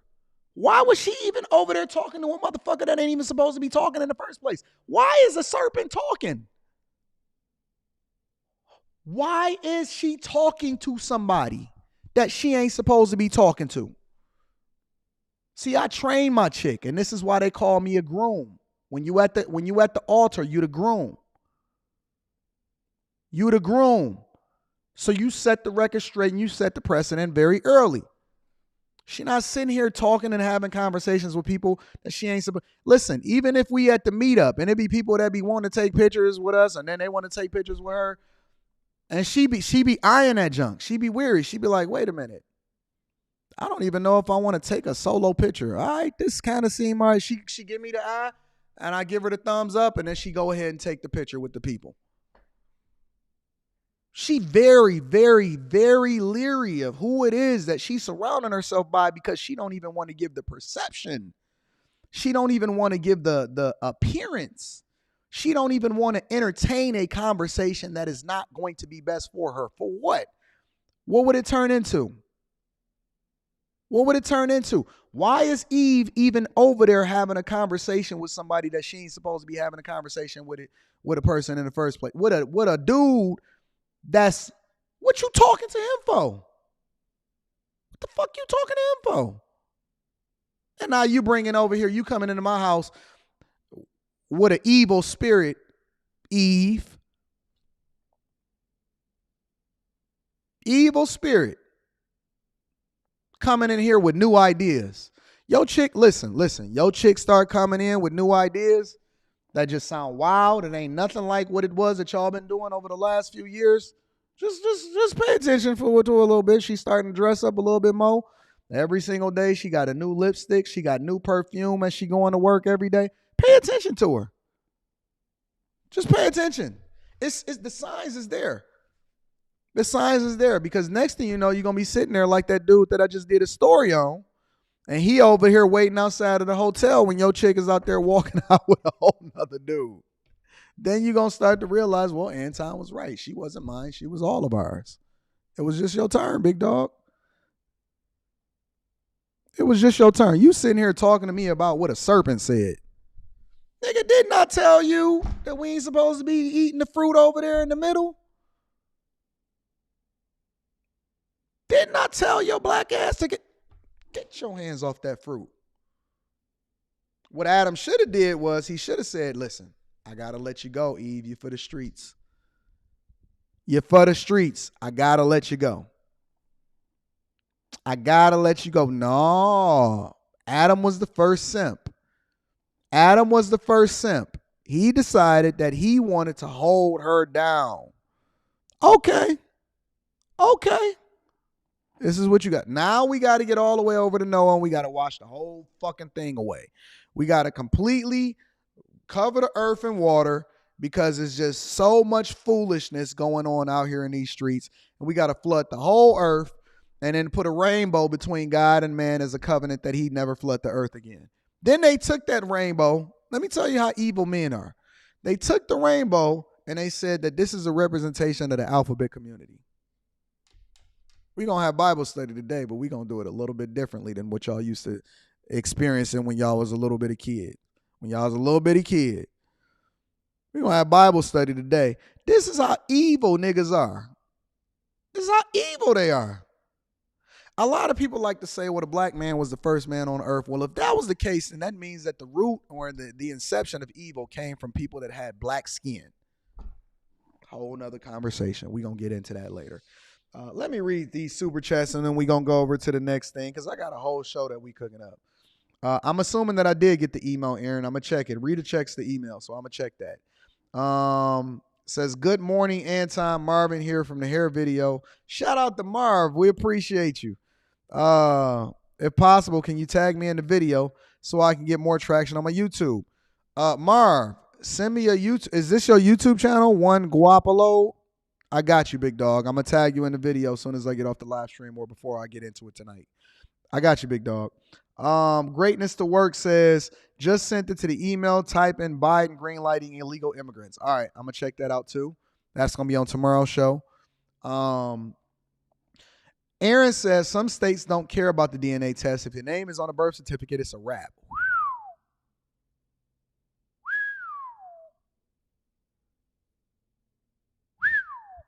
Y'all like my new whistle? Whistle while you work. Yin yang in this thing. Yin yang in this thing. Chris says, you don't have to sue her to get her pants off. I'm just saying. Yeah, that's true.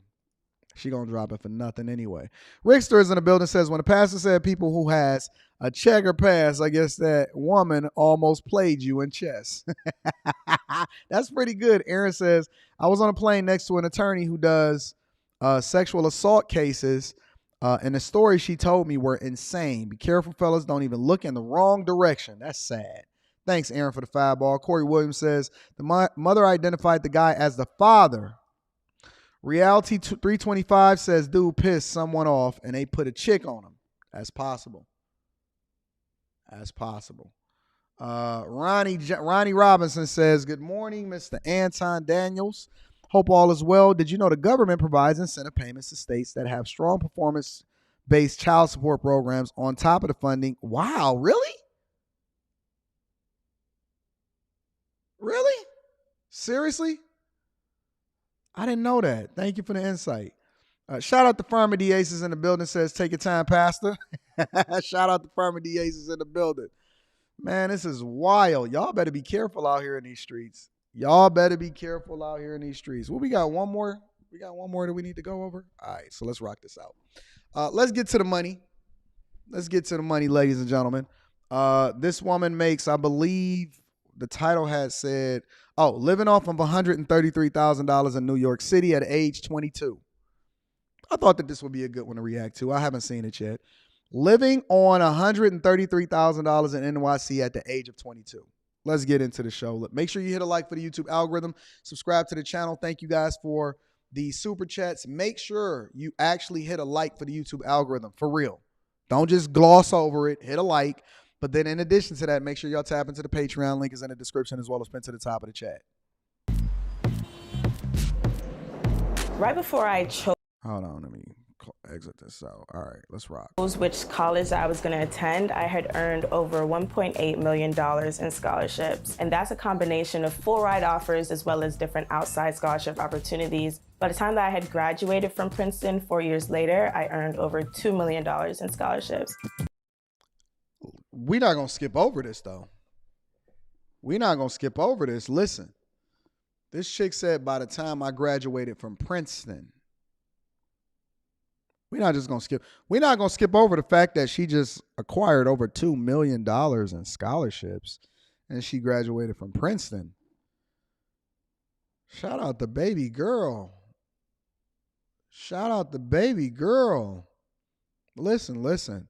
I know I hold women accountable. I hold guys accountable, but I'm not just going to skip over that and not act like that's not excellence. I know Dr. Umar Johnson said college is not the thing that is going to help us become more successful. But this woman is graduating from Princeton with no debt.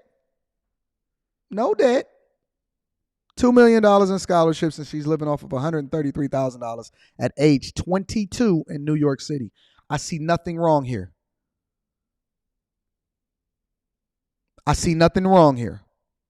We're going to have to give our ladies our flowers because there's some ones that's actually out here doing the work. You see where she at? She in the bookstore. I love my chocolate ladies that's out here doing the work. And her glasses is fly. You know what the funniest thing about this whole thing is before we get into it? This is not even a popular one, right? This has been on CNBC's Make It for like 2 days and it don't even have 100,000 views. All of the other ones, all of the other trash ones and the ones where people is out here messing up the bag and fumbling the money and all of that, this just shows me that people don't want the best thing for them. They only want the insight and the information from the stuff that's not that good. Okay, let's rock.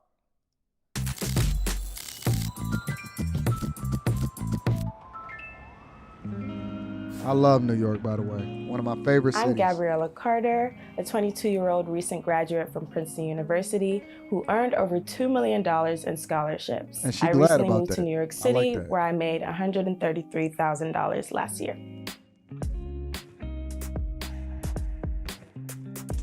So now, not only did she secure college scholarships for herself in the amount of $2 million, she created a business that helps students secure scholarships for college. The price of the brick just went up. The price of the bag just went up. She's also fulfilling a purpose and helping other people,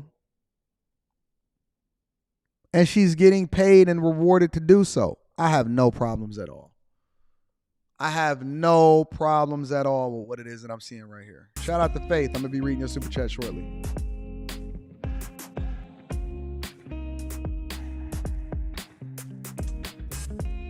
Hold on, wait. Let me back up. What, did I miss something?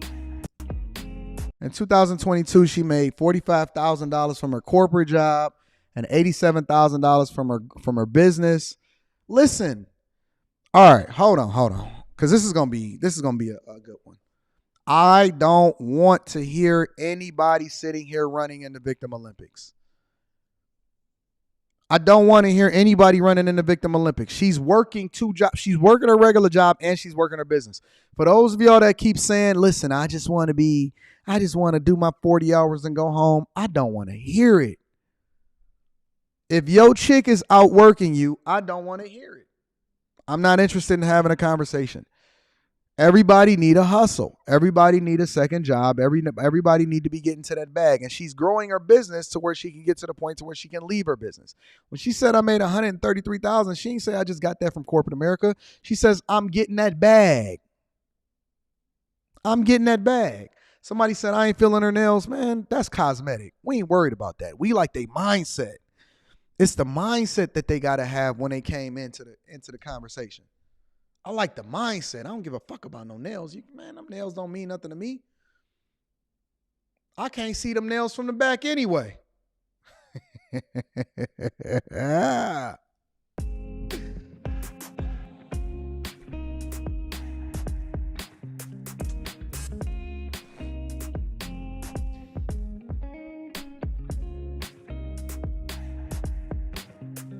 I was originally... She on track to make $200,000 this year. Bag chasing. Might have to get her on the show. Somebody get Gabriella Carter. Give me her email. Let me send her a message. Born in Jamaica, I spent majority of my life. It's so hard to get through these videos because everything that I see come out of these conversations is a reflection of the thing that I talk about on a regular basis. I said these people that come from these other countries, they got a work ethic. That last chick, what was her name? Bukola? Wasn't she from like Nigeria or Jamaica or something like that? Wasn't she like that? She was from one of those places. All these chicks that's from these other countries, all these guys from these other countries, they are killing it and they are winning. They are absolutely washing and mopping the floor from people that are inherently from this country. Life growing up in London, my parents definitely struggled a lot when they were in Jamaica, which is why they were so adamant about moving us wherever we needed to be in the world so that we can have the best opportunities possible. I think I did always want to go to college, even though I didn't necessarily know what that She looked good. I don't care what y'all talking about. process looked like at all, because I'm the her. first person in my family to go to college. So I spent a lot of time on YouTube and Google just figuring out ways to help me pay for college, and that's how I stumbled upon scholarships.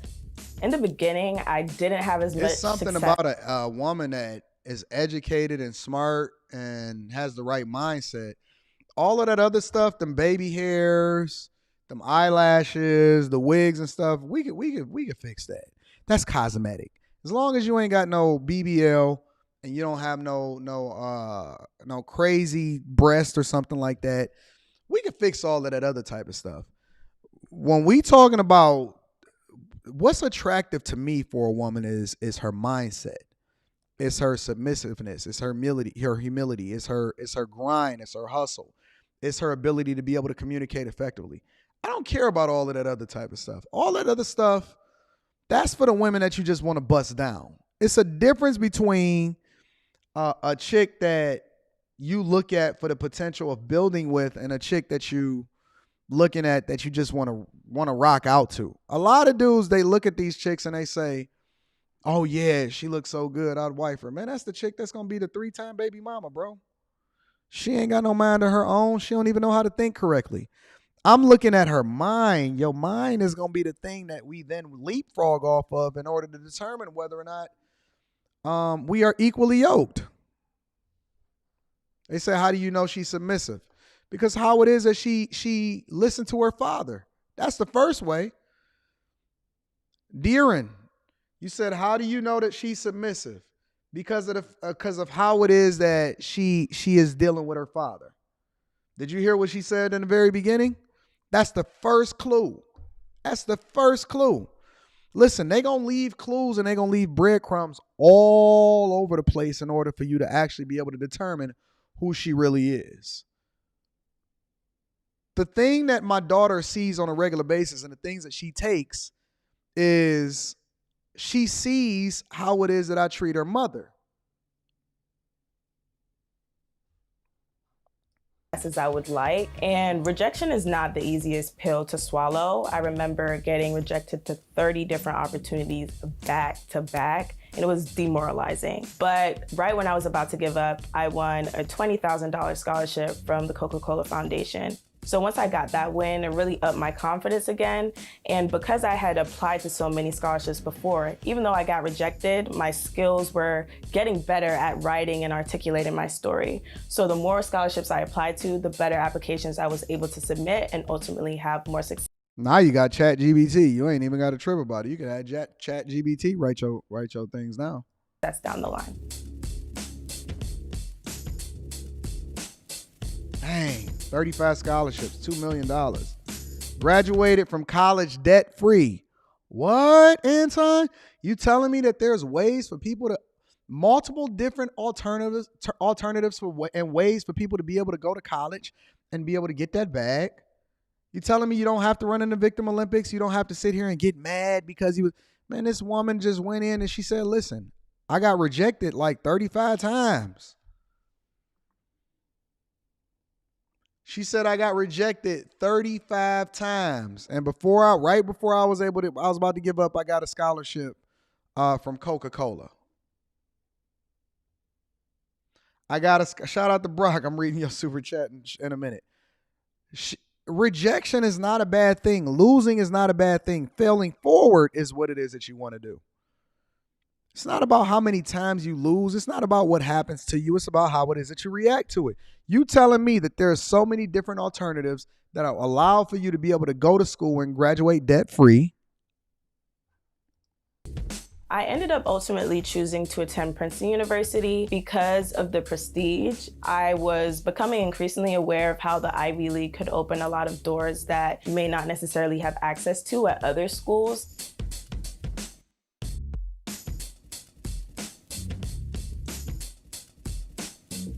Not African American studies. Whatever. It's free. She got it for free, so I'm not going to trip too hard. Fortunately, I did not have to stress about money while I was in school. I keep me a few jobs all the time. So I definitely had like 3 different jobs on campus. But on top of that, I received a lot of money in scholarship disbursements, which is basically like when you get a refund check that can go into your bank account. So by the time I had graduated, I was able to save over 6 figures in my bank account. This chick just gave you a life hack and y'all missed it. She gave y'all a life hack and y'all missed it. She said, I kept like 2-3 jobs on campuses. But then when I would get my disbursement as a result of whatever was left over from my scholarship, from my tuition, by the time that I graduated, I had 6 figures in my bank account. Free money. Literally free money. We need these type of people to work with us. We need these type of people that work with us. You don't have to go to what is those schools? Those black schools or whatever like that. You can go over to Princeton, and I want to see what it is that they taught you. I want to see what your hustle like. I want to see what your mindset is like. These are the type of people that I recruit because I want them on the team. I like that. I like that. Which really gave me a lot of... And it also shows me that she knows how to save and handle money well. Because most people wouldn't still have 6 figures in their bank account. They would have spent that because they would have just looked at it as free money. But she leveraged it. She not only leveraged her scholarships in order to be able to go to the school, a prestigious school for free, but she also leveraged the money in order to start off her businesses. Man, I love it. Good cushioning to I'm gonna work on it for as adulthood. Oh, she got my card. She got that Chase Sapphire. Is that preferred? Oh, she got the preferred. I got the reserve. We reserving over here. Listen, I like it though. I want to see what her budget like. My main goals with the money that I'm saving and investing are definitely to... So she's stacking $8,300 a month. I like that. Yep, dog. This is getting better and better. We need the fellas to come through. I might be having to do my own. Housing and utilities, $1,400 a month. Transportation, $385. Savings and investments. That's what I like. I'm so glad that it says investments, not just savings, because I look at the investment. She said $8,300 a month. I'm loving this. Acquire property as soon as possible. I feel like that's a really great way to diversify the assets that I have and income generating opportunities.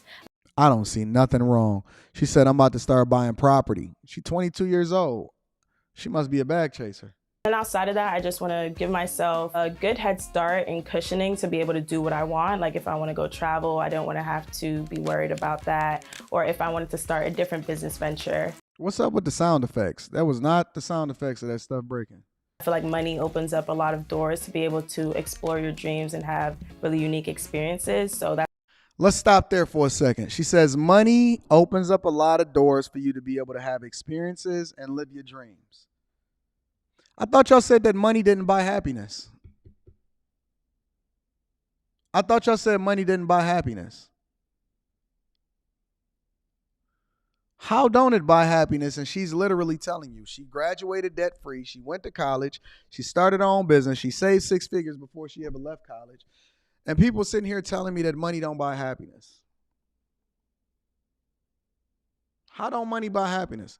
Somebody in the chat, somebody that says best weight loss motivation says, Anton, why you happy to see black folks lose? She winning. I'm literally celebrating her. No, you don't want to see me hold black folks accountable. That's the difference.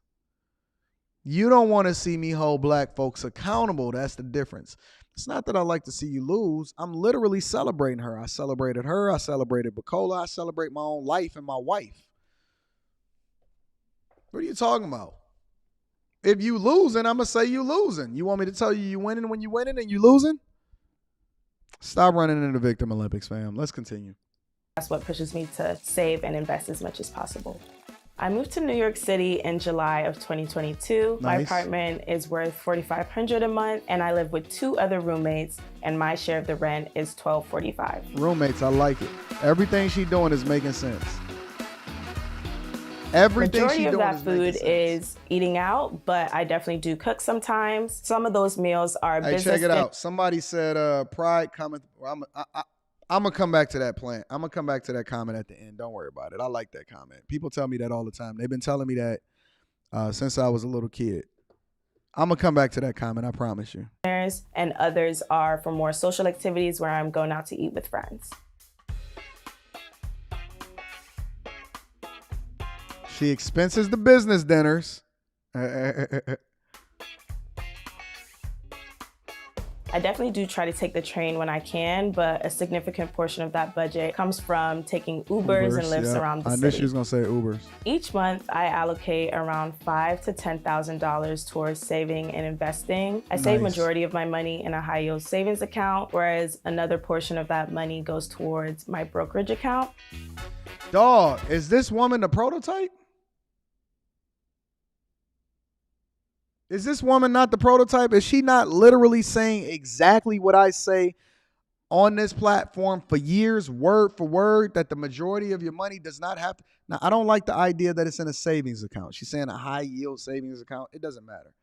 I don't like money being sitting in a savings account, but I'm okay. I'm okay with her because she's doing every single thing right. Every other thing that she's doing is right. And so I have no problem with her saying, listen, some of the money is going into this place. Okay, cool. But you're not blowing it. You're not fucking up the bag. You're not maximizing a return, but the rest of it is going into a brokerage account. This is beautiful. This is beautiful. I love it. I definitely do plan to retire early. And when I say that I want to retire early, that doesn't mean that I don't plan to do work. I just don't want to have to be working. If I need a second wife, she might be it. She's literally speaking my language. She said, I want the option. That don't mean I ain't going to be doing nothing. It just means that I'm not going to be doing what you want me to do. To make a living. And I want my work to be more related to my passions. My first job out of college was working as a global marketing analyst. I felt comfortable enough to quit my 9-to-5 job once I was on a trajectory to earn more money than I had the previous year. When I was at my corporate job, I was making $90,000 a year and working 50 hours a week. But now through my business, I'm on track to make $200K this year. And I typically work between 30 to 40 hours a week. If you need help with your scholarship essays, keep watching this video because I'm about to show you how you can see actual. She worked her regular job until her business outgrew what it was that she was doing for a living. She didn't just jump off the bridge and then just say, hey, I'm going to just go for it. She was willing to do more than one thing at a time and grow the business until she outgrew a regular job, and now she's putting the majority of her resources into the business. She literally is making no fumbles and no mistakes. 2 essays that won thousands of dollars. Quitting my job was liberating, but very scary as well, especially since I'm pretty young and very early in my corporate career. If I had graduated with student loan debt, I think it would have been harder to leave my corporate job because at the end of the day, debt doesn't have to deter you from making the decisions that are best for you in your life, but it definitely can make some decisions like that harder. I like what it is that she got going on. Well, let me play a little bit more. Let me see what. All right. She's just going to talk about her business and stuff like that. Shout out to Gabriella Carter. I'm going to have to try and see if I can reach out to her and see what the vibe is, because I'm curious as to what it is that she's talking about and what her life is like. Somebody says, Anton, I'm going to read the super chats. They say you should highlight more people like her. I don't look at the videos, or I try not to really look at the videos. I don't look at the videos before I review them. I just play them, and then whatever happens, happens. So if you just so happen to be dope, then you dope. And if you're not, then you're not. So I'm going to read these super chats, and then I'm going to come back to one comment that I heard somebody say, because I want to address that specifically. Faith M says, salute to you, Anton, for speaking the truth. Indeed, what God has created, the enemy has manipulated man to perverse. Would love a session with you. Email me, Faith. I rock with you. And thank you for the fireball. I appreciate you. Greatness to Work says, just told all of my daughters to look her up. Shout out to you. That's dope. Aaron says, she's dope. Put me on, Anton. Nah, I don't want you ruining this beautiful young lady. Aaron, she not for you. She not for you, Aaron. Brock says, pass a love offering. Can you get First Lady Rita to reach out to Gabby and see if she's ready to start taking baby daddy applications? My resume good. Also says, I retract the application. I'll take the full-time simp position only for her. I'm just trolling as usual. Shout out to Brock for holding me down. I appreciate you. Let me read this. Let me read a couple more super chats, and then I'm going to get to this one comment that somebody said to me. Not going to be before you long. I just want to read a couple more. Brock says, Anton, you can have her. You can't have her. I'll fight you over her. John Doe says, any advice for opening a brokerage account for someone who is fairly ignorant to the stock market, asking for a friend? Opening a brokerage account is pretty easy. I don't even really recommend, and I'm not a financial advisor, so I don't want to say that at all. But I will say that opening a brokerage account is really easy. I wouldn't go with Robinhood or any crap like that. I would go with Fidelity. And once you open up, you can literally do it online. Here's the thing. A brokerage account is literally operating in the same way as a bank account. But I wouldn't advise that you then start to spend your money on stocks or anything like that. I think that you need to do the research. I got a video inside of the Patreon of the 8 things that I look for when I'm looking to invest in a company. And I think that you need to do extensive research on the things that you're looking to invest in and holding your money and your liquid assets in. But the key is that you always need to be having your money work for you. If you're just having it sit in a regular checking account or a savings account, and it's not even beating the rate of inflation, you're actually losing money in order to justify that you have money. I need my capital to be deployed at all times because every employee needs to be going to get me more employees, right? So you can open up a brokerage account online. They're going to give you a debit card. It's easy to transfer the money and get to it, so on and so forth. But then at the same time, you also have access to people that work for Fidelity specifically, and they will break down and give you a lot of information on where it is that you want to be, and they're going to have conversations. Because I talk to the people at Fidelity, I talk to my tax strategist at least once or twice a year. I talk to them and I make sure that my goals is aligned based off of what it is that I'm looking to do for long term.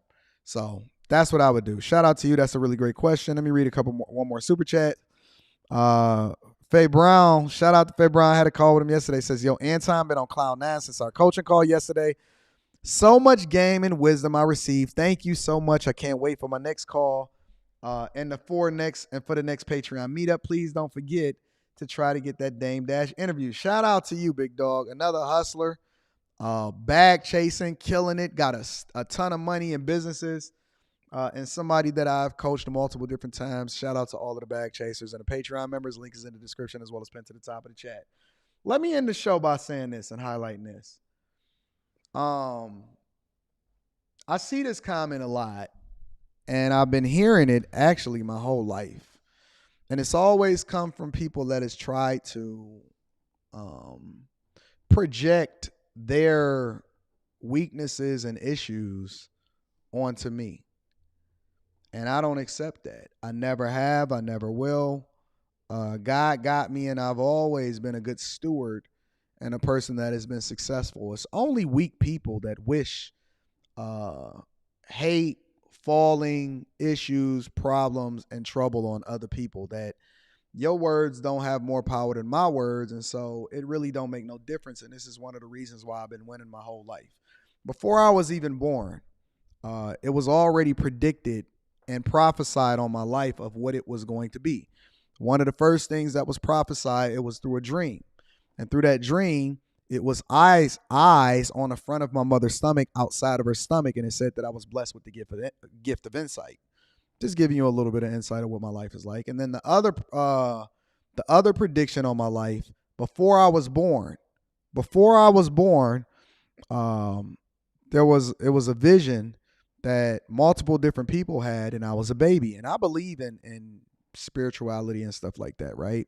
And it was a vision on my life, and I was a baby.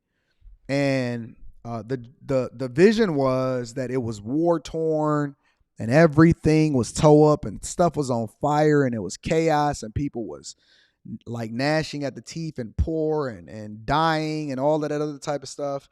And I was completely oblivious to it. And I was walking around, and I had bags of money in my hand, and I was a baby, and I had a diaper, and I had bags of money in my hand. And I was just happy, and I was continuing to win. When everybody else was losing, I was winning.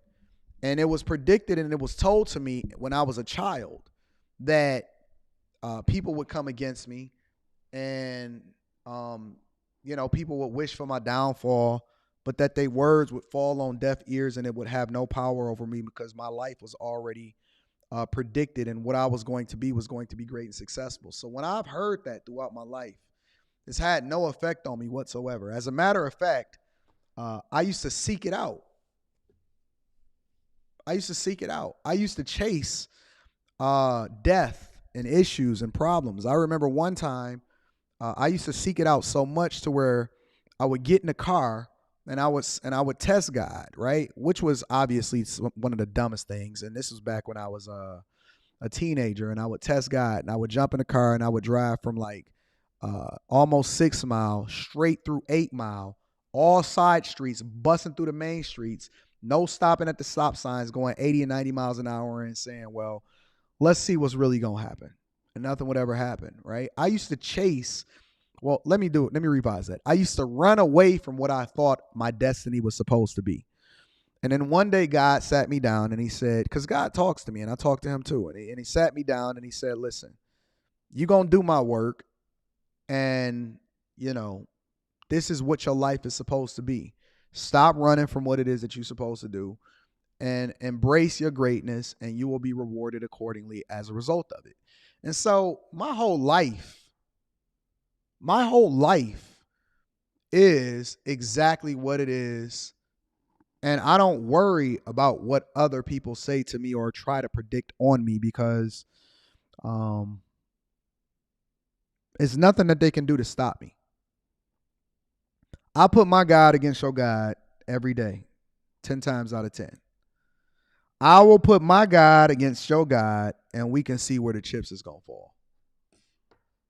All day long. There's nothing you can do about it. And so either you can get on board, and which, it's so funny to me because I don't even understand why y'all here. I don't ask for people that don't rock with me to rock with me. I don't understand it. If it's so meaningful to you and you don't necessarily care for what it is that I say or do, why do you tune in? I don't watch stuff or people that I don't fuck with. It don't mean nothing to me. They have nothing to add as far as why would you spend an hour or 2 hours every single morning listening to me? Because I see the 8 dislikes. It's usually around 8, somewhere between 5 and 10 dislikes a day. Why would you sit and have conversations or be typing hard in the chat with somebody that you don't fuck with? I never understood that. I never got it. It makes no sense to me. I wonder more about you because you have more of a vested interest in seeing me fall than you have a vested interest in seeing you successful. Think about that for a second. You have a greater interest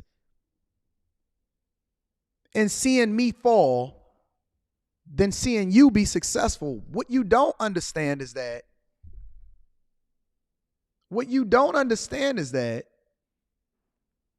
you can't see me fall.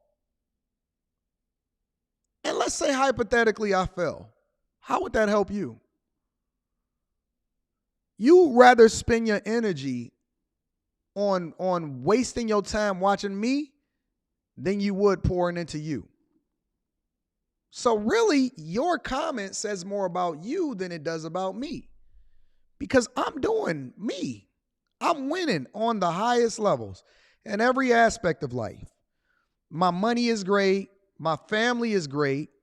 My life is phenomenal. My Patreon and my bag chasers are winning. My every single thing in my life is going so awesome. I thanked God this morning on my way into the office this morning. I said, you are the greatest thing that has ever happened to me because everything in my life is going great. Even when I don't think it's supposed to be great at that particular moment, you find a way to show me that everything is just phenomenal and is better than what I expected it to be. So how can I sit here?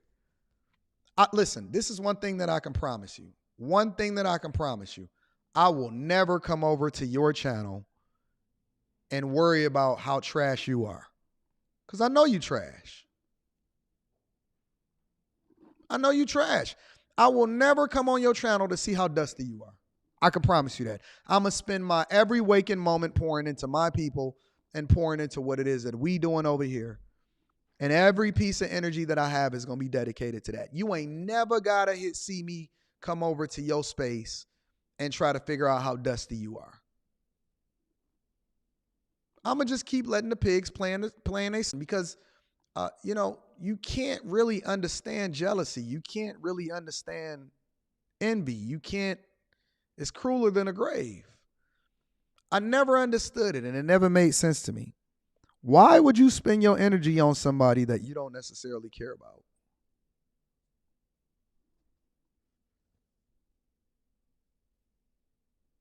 Curious. I got so many people. You know what I told my bag chasers? I'm not going to tell y'all some of the whole speech. Some of y'all recorded it and everything like that. Over this weekend, I told them, I said, listen, Mayweather is one of my people that I studied the most. And the thing that I learned from the Mayweather effect is that you have to be so polarizing that you divide the people and you force them to pick a side. You force them to either hate you or lose you, but you don't have no fair weather people. The second thing that you force people to do is you force them to financially align themselves with you. And that happens on both sides because the more that you watch me, the more successful I become because I'm going to capitalize off of the fact that you hate me and it gives me more visibility and it gives me more success on a regular basis. I told my bag chasers, I said, listen, they going to pay to see you win and they going to pay to see you lose, but just make sure that they pay you. They going to pay to see you win and they going to pay to see you lose. Just make sure that they pay you. Make sure that they pay you. So I invite it. I love it. I welcome it.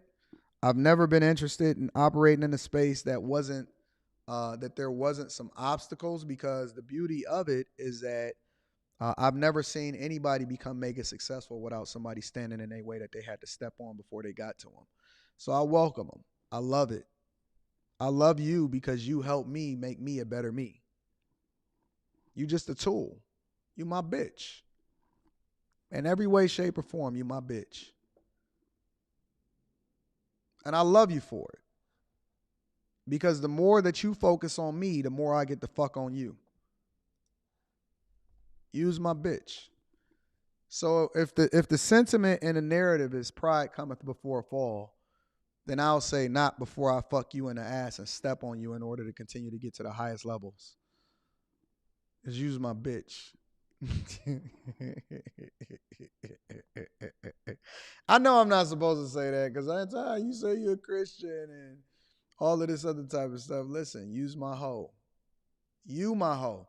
I don't have any like physical hoes that I cheat on or whatever, but I got them. I got financial hoes. And use my hoe. You my hoe. And every opportunity that I get, I'm going to fuck on you. And then I'm going to kick you out because we pay to see you leave. We don't pay for you to come. All right? So, with that being said, let me read a couple more super chats and then we're going to get up out of here. Aaron says, I think it would be dope if you could interview Pure Money by Dr. Travis Davis. He talks about starting government contracting businesses and getting that bag. Shout out to Aaron. I'll look him up. Ray Sean says, I see it. I appreciate you. Ray Sean, we got this running thing. Lamb Sauce says, Big Dog does the work so well. If you just listen, you'll win. Shout out to Lamb Sauce. The Wealth Building Journey says, the answer is and was and always has been. Jealousy and envy are deep-rooted in a lack of self-esteem, self-respect, and self-confidence.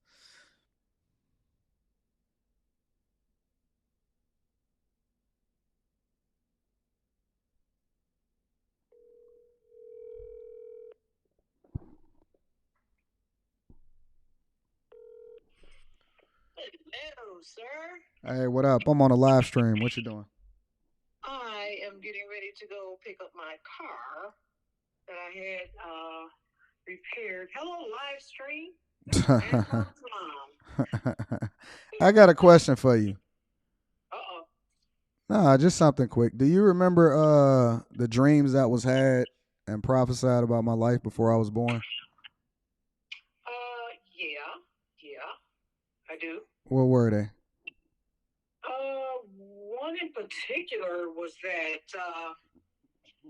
you had the gift of insight. Yep. And you know what the other one was? Where it was something like money, bag of money, a baby or something like that? Well, another one was there was war and poverty and destitute land everywhere, and everybody was broke, and you were the only one that had a bag of money thrown across your shoulder, and you was just walking around like it's no big deal. What's going on? What are y'all worried about? I mean, you just had this bag of money, this bag of goods, this bag of presents, gifts. You had everything in this bag, and you were walking around and you were walking amongst the people that had nothing. Yep. All right, that's all I wanted. All right. So. Well, have a wonderful day. Love you. All right, love you too. Okay, bye. Bye.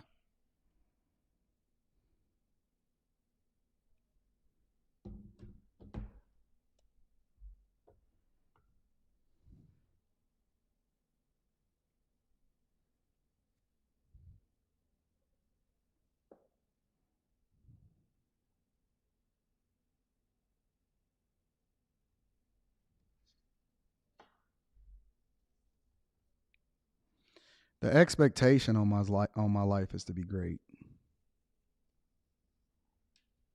I don't have no choice.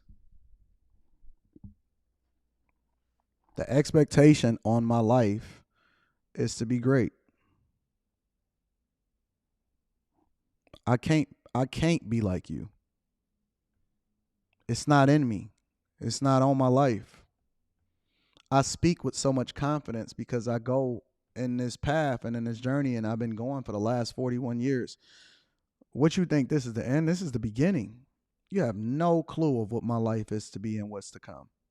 I have no worries. I have nothing in my life that prevents me from continuing to win. at the highest levels because I have nothing slowing me down. The only thing that would slow me down is me and not embracing exactly who I am and continuing to go forward in the path that I'm going in. So you can get in my way if you want to. That's up to you. If you decide that you want to make yourself an ant, then that's up to you. We going that way regardless. And shout out to all of the bag chasers and the Patreon members that continue to rock with me. I appreciate y'all. I rock with y'all, but I'm going that way. And either you can get on the train or you can get rolled over. But either way, we going that way. And it ain't nothing that you can fucking do to stop it. Now, if you want to be the demon and the devil that want to be there, then keep waiting for it. But I'm not passive, and I'm not going to sit here and I'm not going to make you feel good about it. Because when I roll over you, I'm going to back up. I know God said don't go backwards and none of that, but I'm going to back up and I'm going to roll back over you again. Because I'm petty like that. God ain't done with me yet. God said, Anton, I still want you to be a little bit petty because I got to work that up out of you. So I'm going to go ahead and roll over you. All right? I love you. I appreciate you. Let me read a couple more super chats. Greatness to Work says, Anton, I have a group of all family men, of architects, IT guys in every career. Remember when I spoke to you? I do, at the meetup, to be continued. I remember. And shout out to Faith. Faith says, just joined your Patreon, Anton. Need your email. AntonDaniels413@gmail.com. AntonDaniels413@gmail.com. Shout out to Faith. And shout out to the new bag chasers. I love y'all. I appreciate y'all. I need y'all to do me one more favor before we get up out of here.